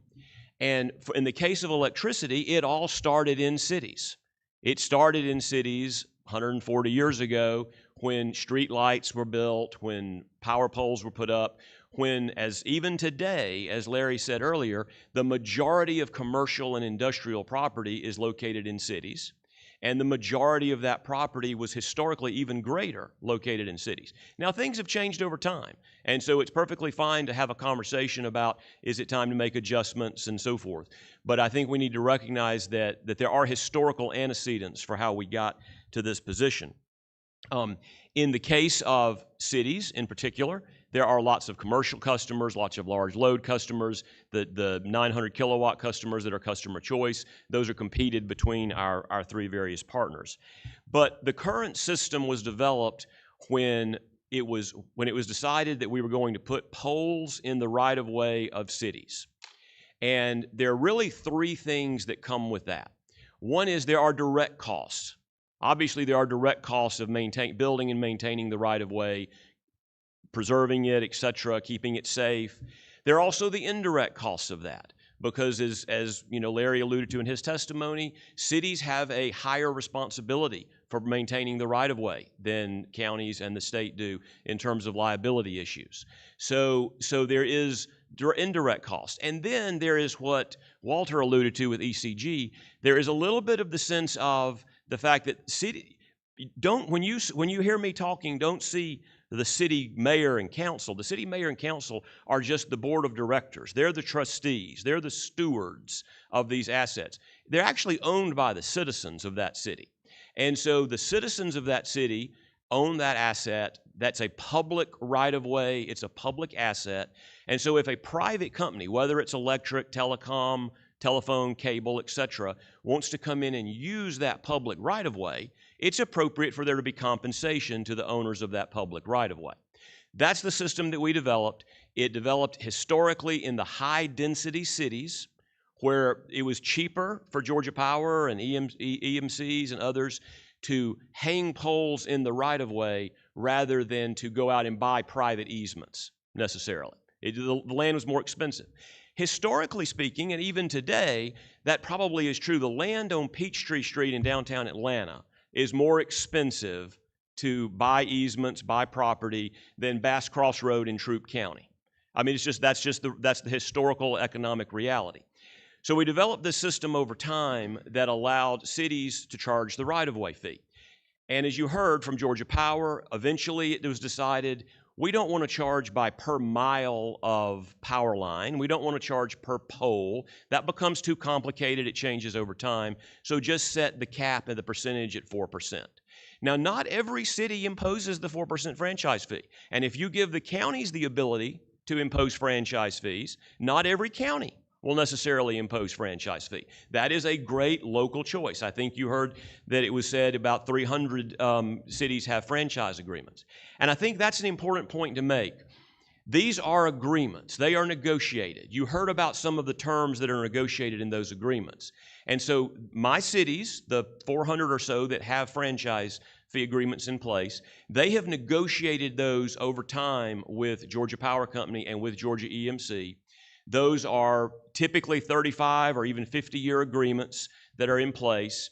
And that is the city's that's where it ends between us and the power companies. We negotiate, we agree to the rate. We only collect 4% off of customers that are located in the city. So, and I think that's a very important point to make. No city collects 3.1% or 1.2% or anything like that from anybody outside the city. The city receives 4% based on the usage that occurs in the city. That's the negotiation between the city and the power company.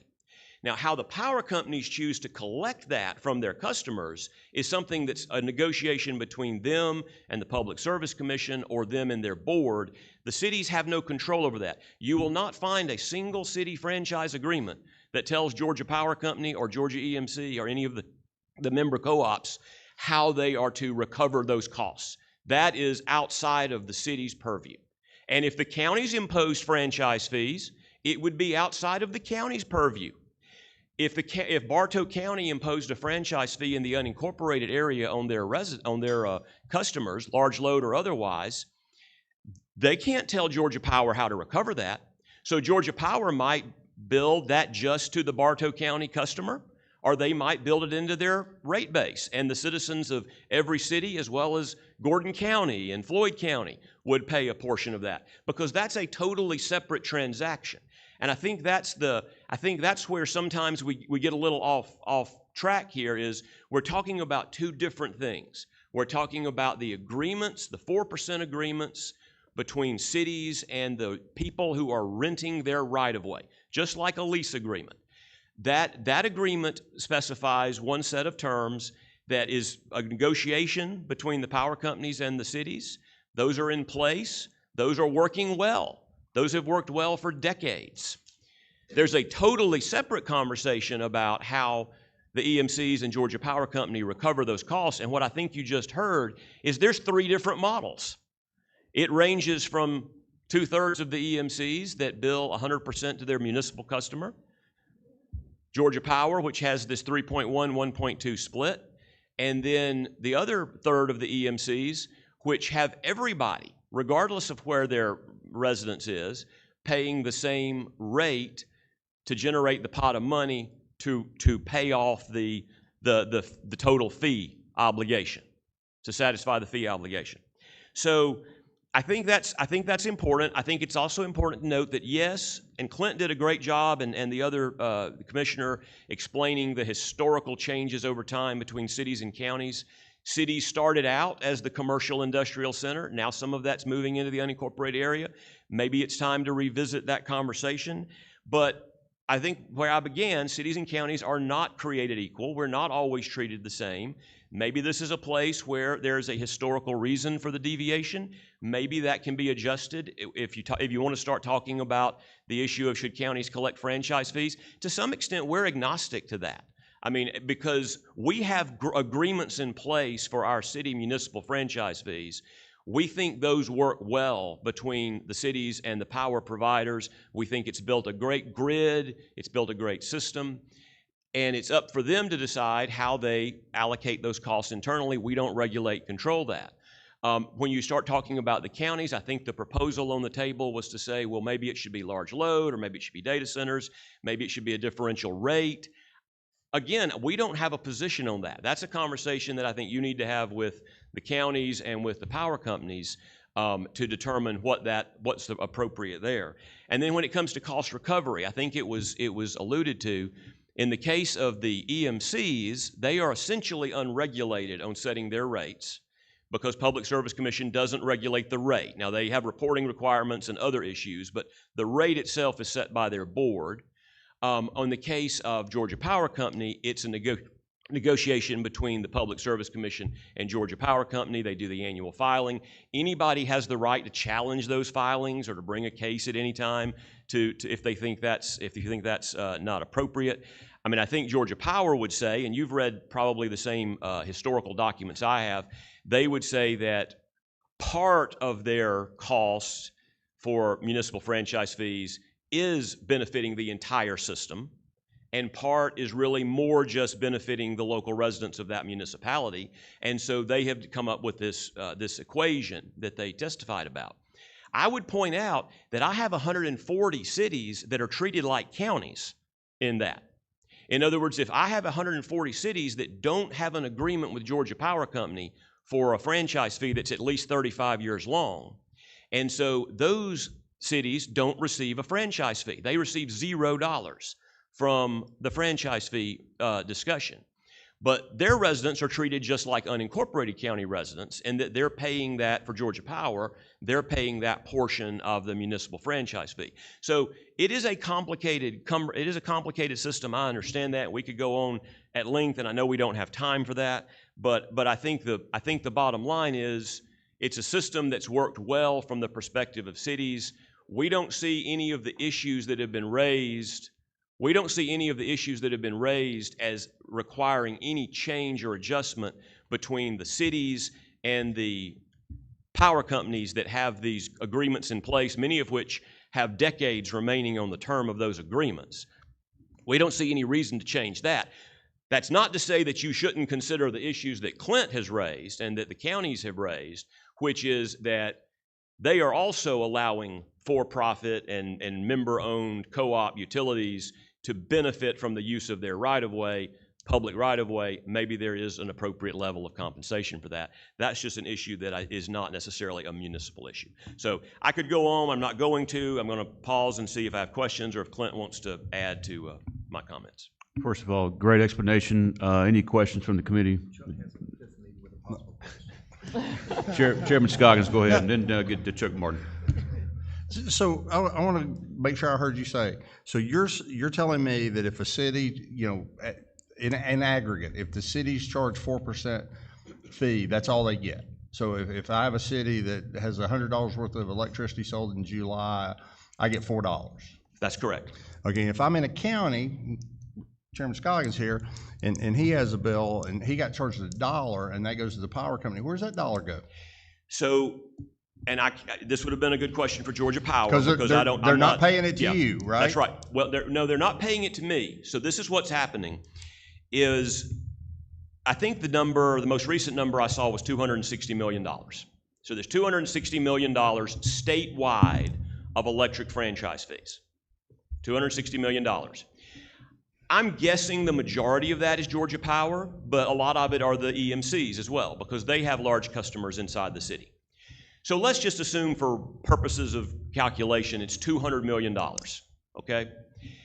That $200 million is an aggregate number that only gets paid to those 400 cities that have franchise fee agreements in place, not the other 136 cities, those 400. And their portion, their calculation of that is solely based on how much power was sold inside the city limits. That is one calculation of $200 million. But then Georgia Power Company has to collect that $200 million from their ratepayers. And so in order to generate $200 million from the entire Georgia Power rate system, they decide to bill 3.1% to every municipal customer and 1.2% to every unincorporated customer. That generates a pot of money that's $200 million Okay, so that then gets paid to allocate. in the interest of time, so what I'm getting from you here is there's not extra money. I mean, there's in not the extra detailed money. calculation there may or may not be, but you're just tell me this, because you charge a 4% fee and you receive that's not necessarily what your citizens that use electricity in a city see as 4%. They may see the 3.1 and the money's coming from. That's all I needed. That's all I need. I mean, you've answered. That is correct. You understand it correctly. I thought there was money left over, and I was going to. And I just want to on this. This is working well. You know, it's working well because power bills are going up, and you're getting more money every year for the same right of way. It's working well because cable bills are going up. Your broadband costs $100 where it used to cost $20, and you're getting 4 times as much money. But the right of way costs what the right of way costs. I would just put forward that I would highly disagree with you. It's much simpler to charge on how per square foot or per linear foot or per linear mile of right of way.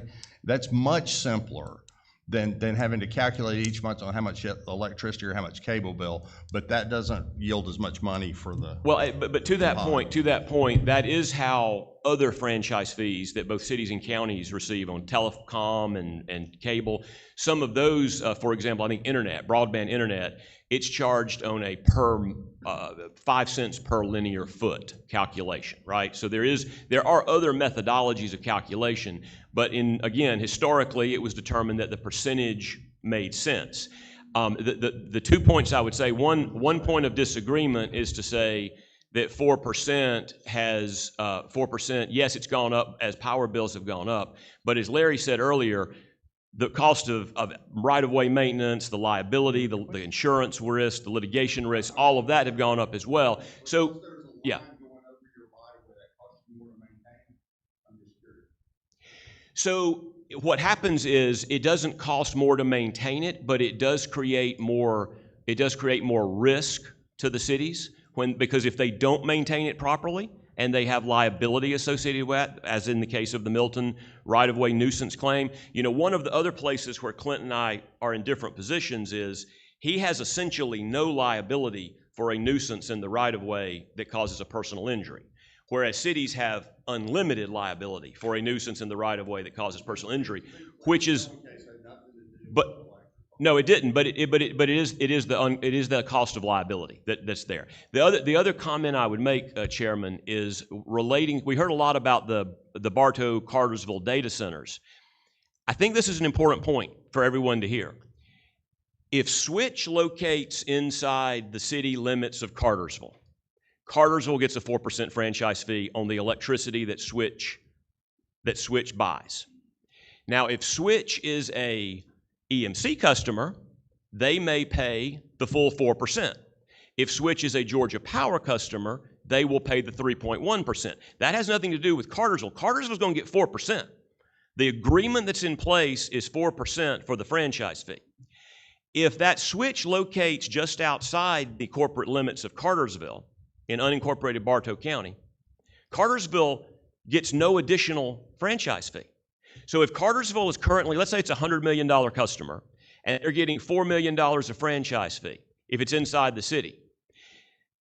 If it's outside the city, Cartersville's still getting $4 million of total franchise. They're not getting any additional revenue because of Switch being located outside the city. Now, how Georgia Power and the EMCs account for that, that's a different conversation, but it doesn't inure to the benefit of Cartersville. You make my point exactly. The fact that Switch located in a city or didn't locate in a city didn't make the right of way cost more to maintain. I understand it's just found money. And that is an issue, but that may be relevant to whether county should receive a portion of that right-of-way, but it doesn't change, it doesn't inure to the benefit of the city. The cities only collect franchise fees on projects inside the city.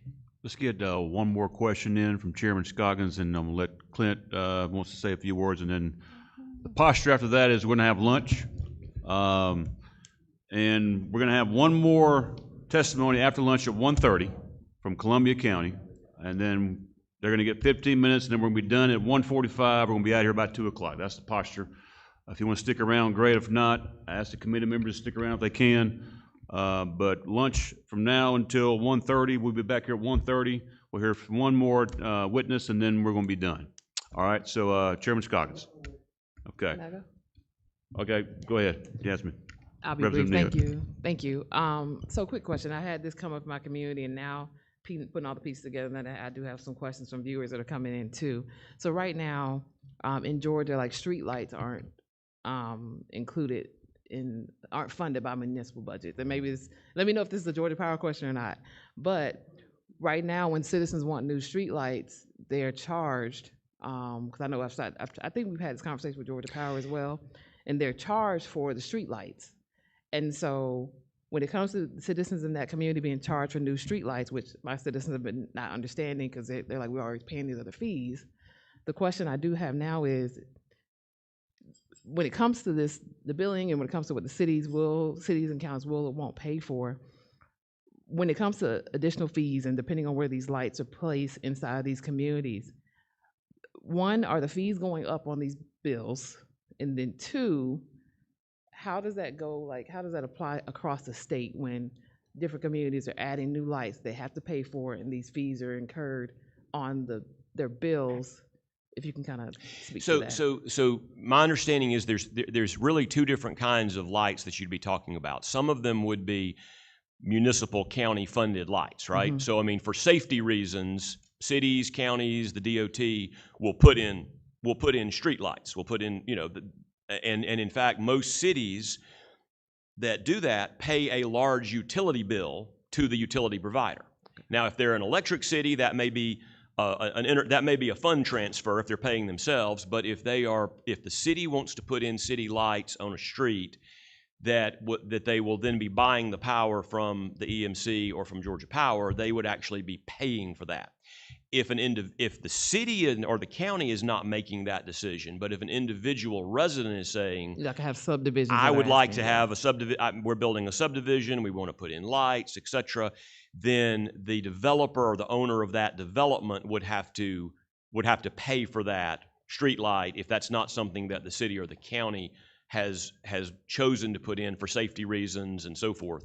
And that would be just a negotiation between whoever the power provider Now, do the third tier. So right now I have pre-existing subdivisions that are already there, and the citizens are being told they'll be charged. And so my question is, what happens to those fees? Yeah, so typically when a new development comes in, whether that's a city or a county, the city or the county does not want to have those additional costs of the install of the lights placed on the entire residential base of the city or the county for tax purposes. So they might make the developer do that, just like they would ask the developer to pave the initial roads. Typically in a subdivision, the developer would pave the initial roads, but then all that sort of gets dedicated to the city or the county, and so that ongoing responsibility for maintenance becomes a public works requirement.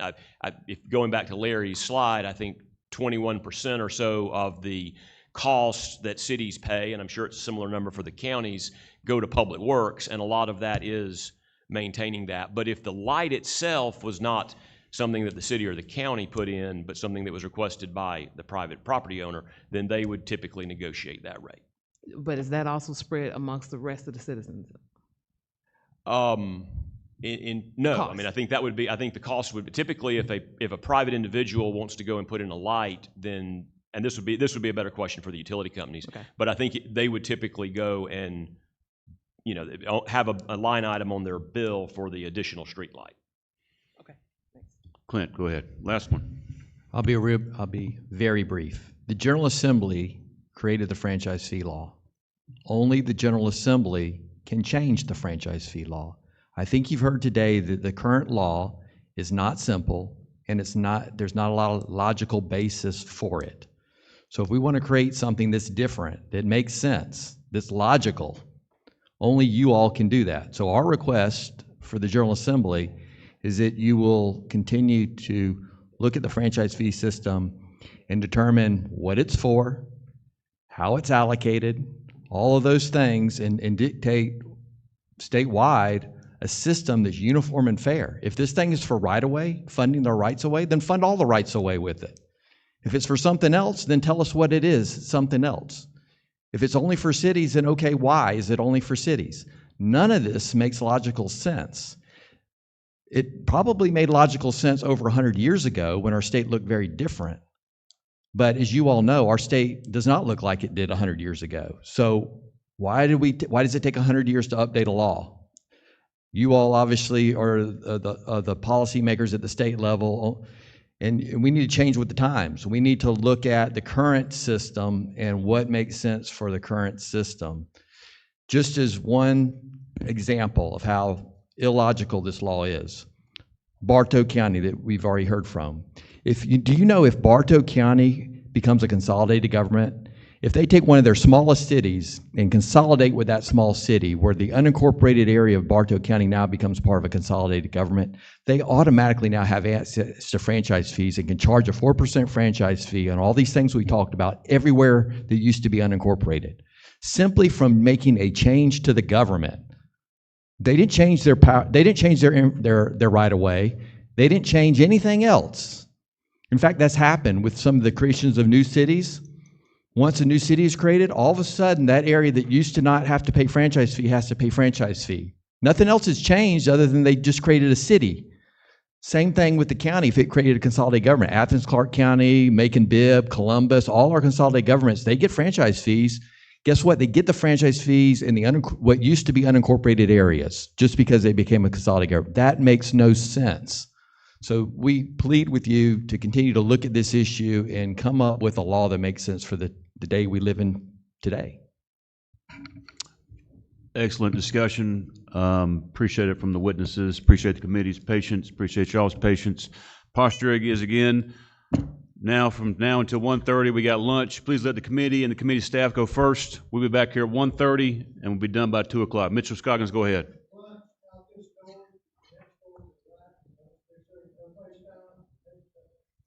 Thank you.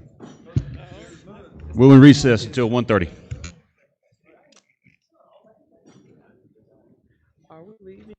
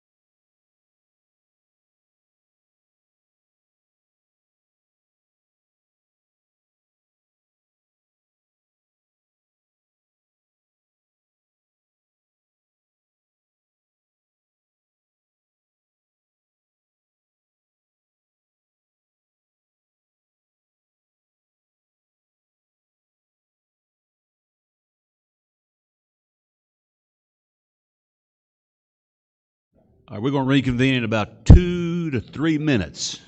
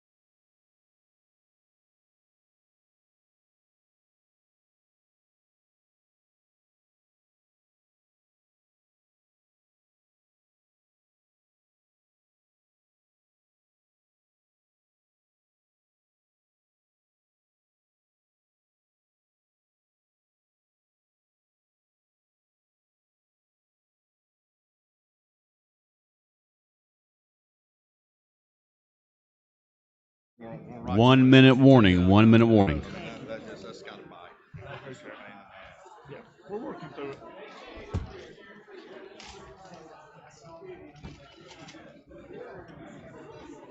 No, Scott Johnson's a good guy. Yeah. He's leaving. He's going to start his own consulting firm, I I think. figured that's what he's gonna do. He's a moneymaker. He hasn't gone.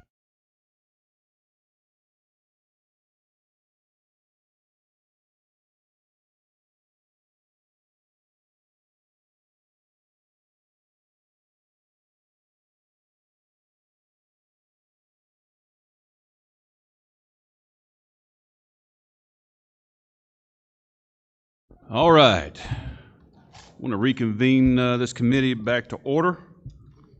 Again, I want to thank members of the committee for sticking with us. It's been a long day. Appreciate the witnesses, appreciate the visitors, appreciate our hosts. It's been a good meeting, a lot of discussion that we'll continue to have over the next several months. Just a quick admin note for the committee. Your committee of staff would like us to just keep these books here, leave them on the table. They'll pick them up for us when we're done. So just leave your books here with you in case you want to take it.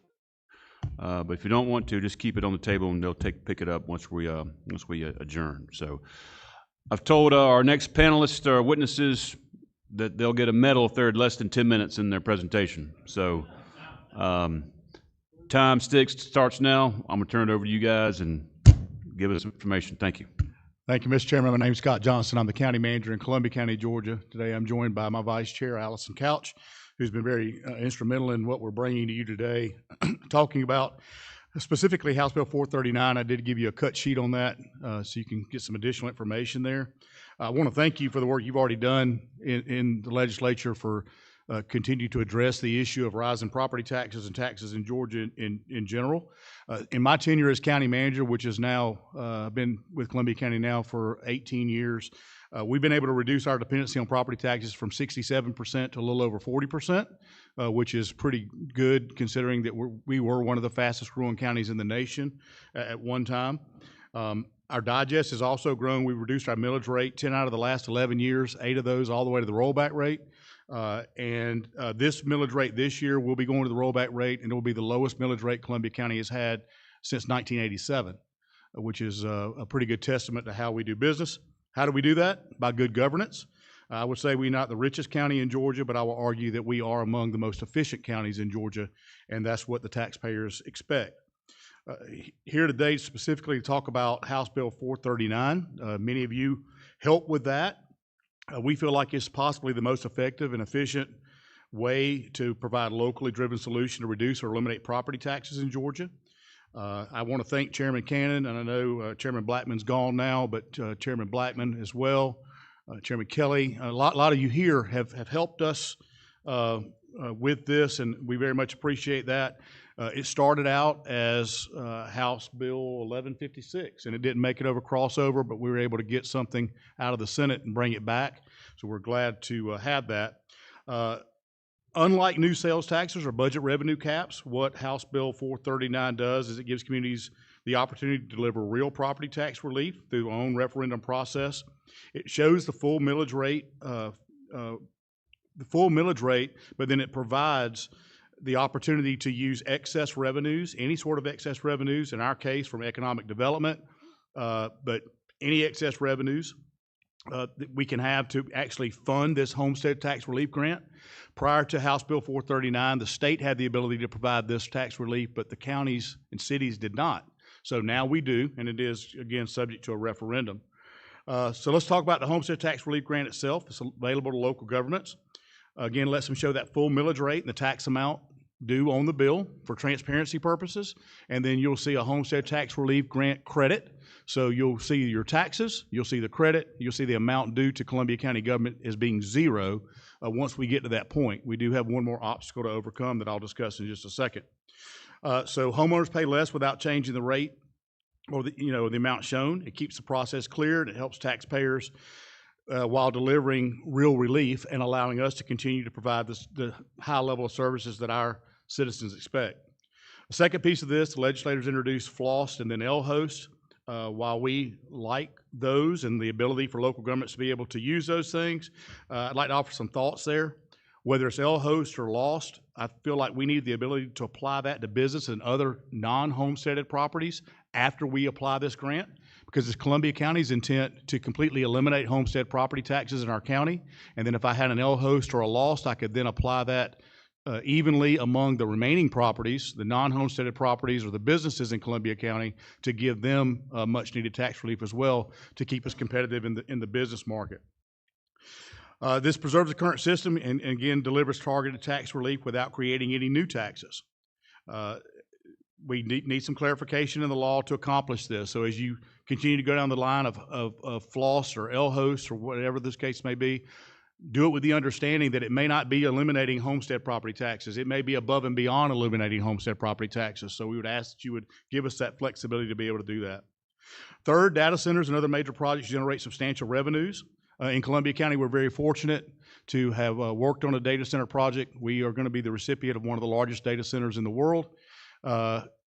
Well, I say we're lucky, fortunate. Vice Chair Couch has got a lot of opposition on that, but it occupies less than 3% of our land, and ultimately it's going to be a multi-hundred-billion-dollar project in Columbia County. It's going to generate tremendous amounts of revenue for our county.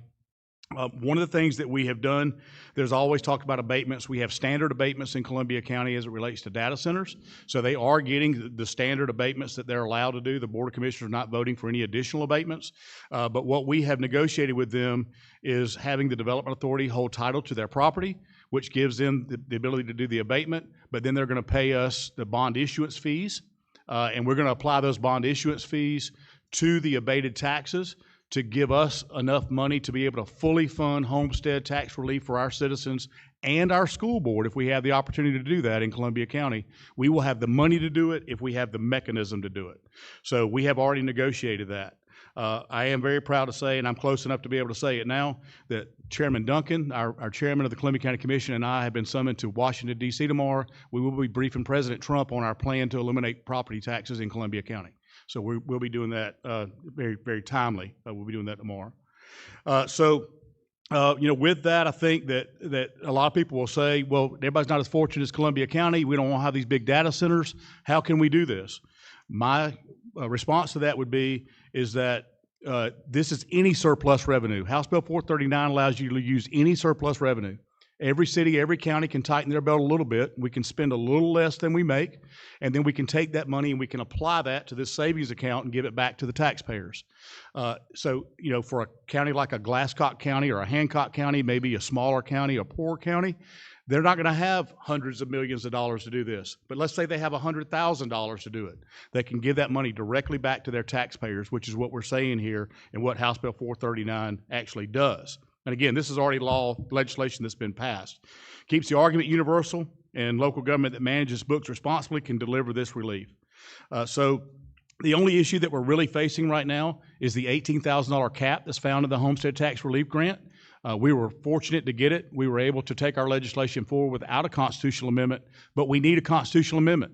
We need the constitutional amendment to, one, allow us to do away with the cap so we can completely eliminate property taxes, and two, to allow school boards to be able to do the same thing. We have a mechanism, we have a plan, we have a way. We just need you working across the aisle, working with both sides of the House and the Senate to be able to get that done. So in short, I would urge the legislature to allow local governments to implement these innovative strategies such as this, not be handcuffed by any new laws that may not be applicable to every community. And I know I'm up on time. I'm working on my medal, Chairman, so I'm going to yield to questions. Thank you, Scott. Any questions from the committee on this? Questions at all? So it seems to me this is kind of like a county form of a homeowner's tax relief grant, is what it sounds like. It absolutely is, yes, sir. Okay. All right. If there's no questions from the committee? Chairman Martin, I'm sure I know you had a question. I was hoping Chairman Martin had a question.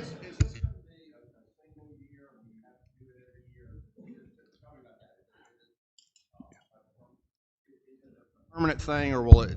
Yes, sir. So what happens under House Bill 439 is once the homestead grant is funded, counties can't move money back or cities can't move money back out of that except for very extenuating circumstances. What our plan is to fund it for multi-years, but every year the Board of Commissioners will put additional money in there, and then they will raise their hand to be able to give that grant back to the taxpayers. Once the money's there, though, it stays there. Other questions from the committee? All right, I want to thank Speaker Burns for looking at these issues. I want to thank members of the committee, House staff for being here and putting this thing together. Appreciate y'all, the witnesses and participants, and those in the audience. Thank you all very much. Meeting's adjourned.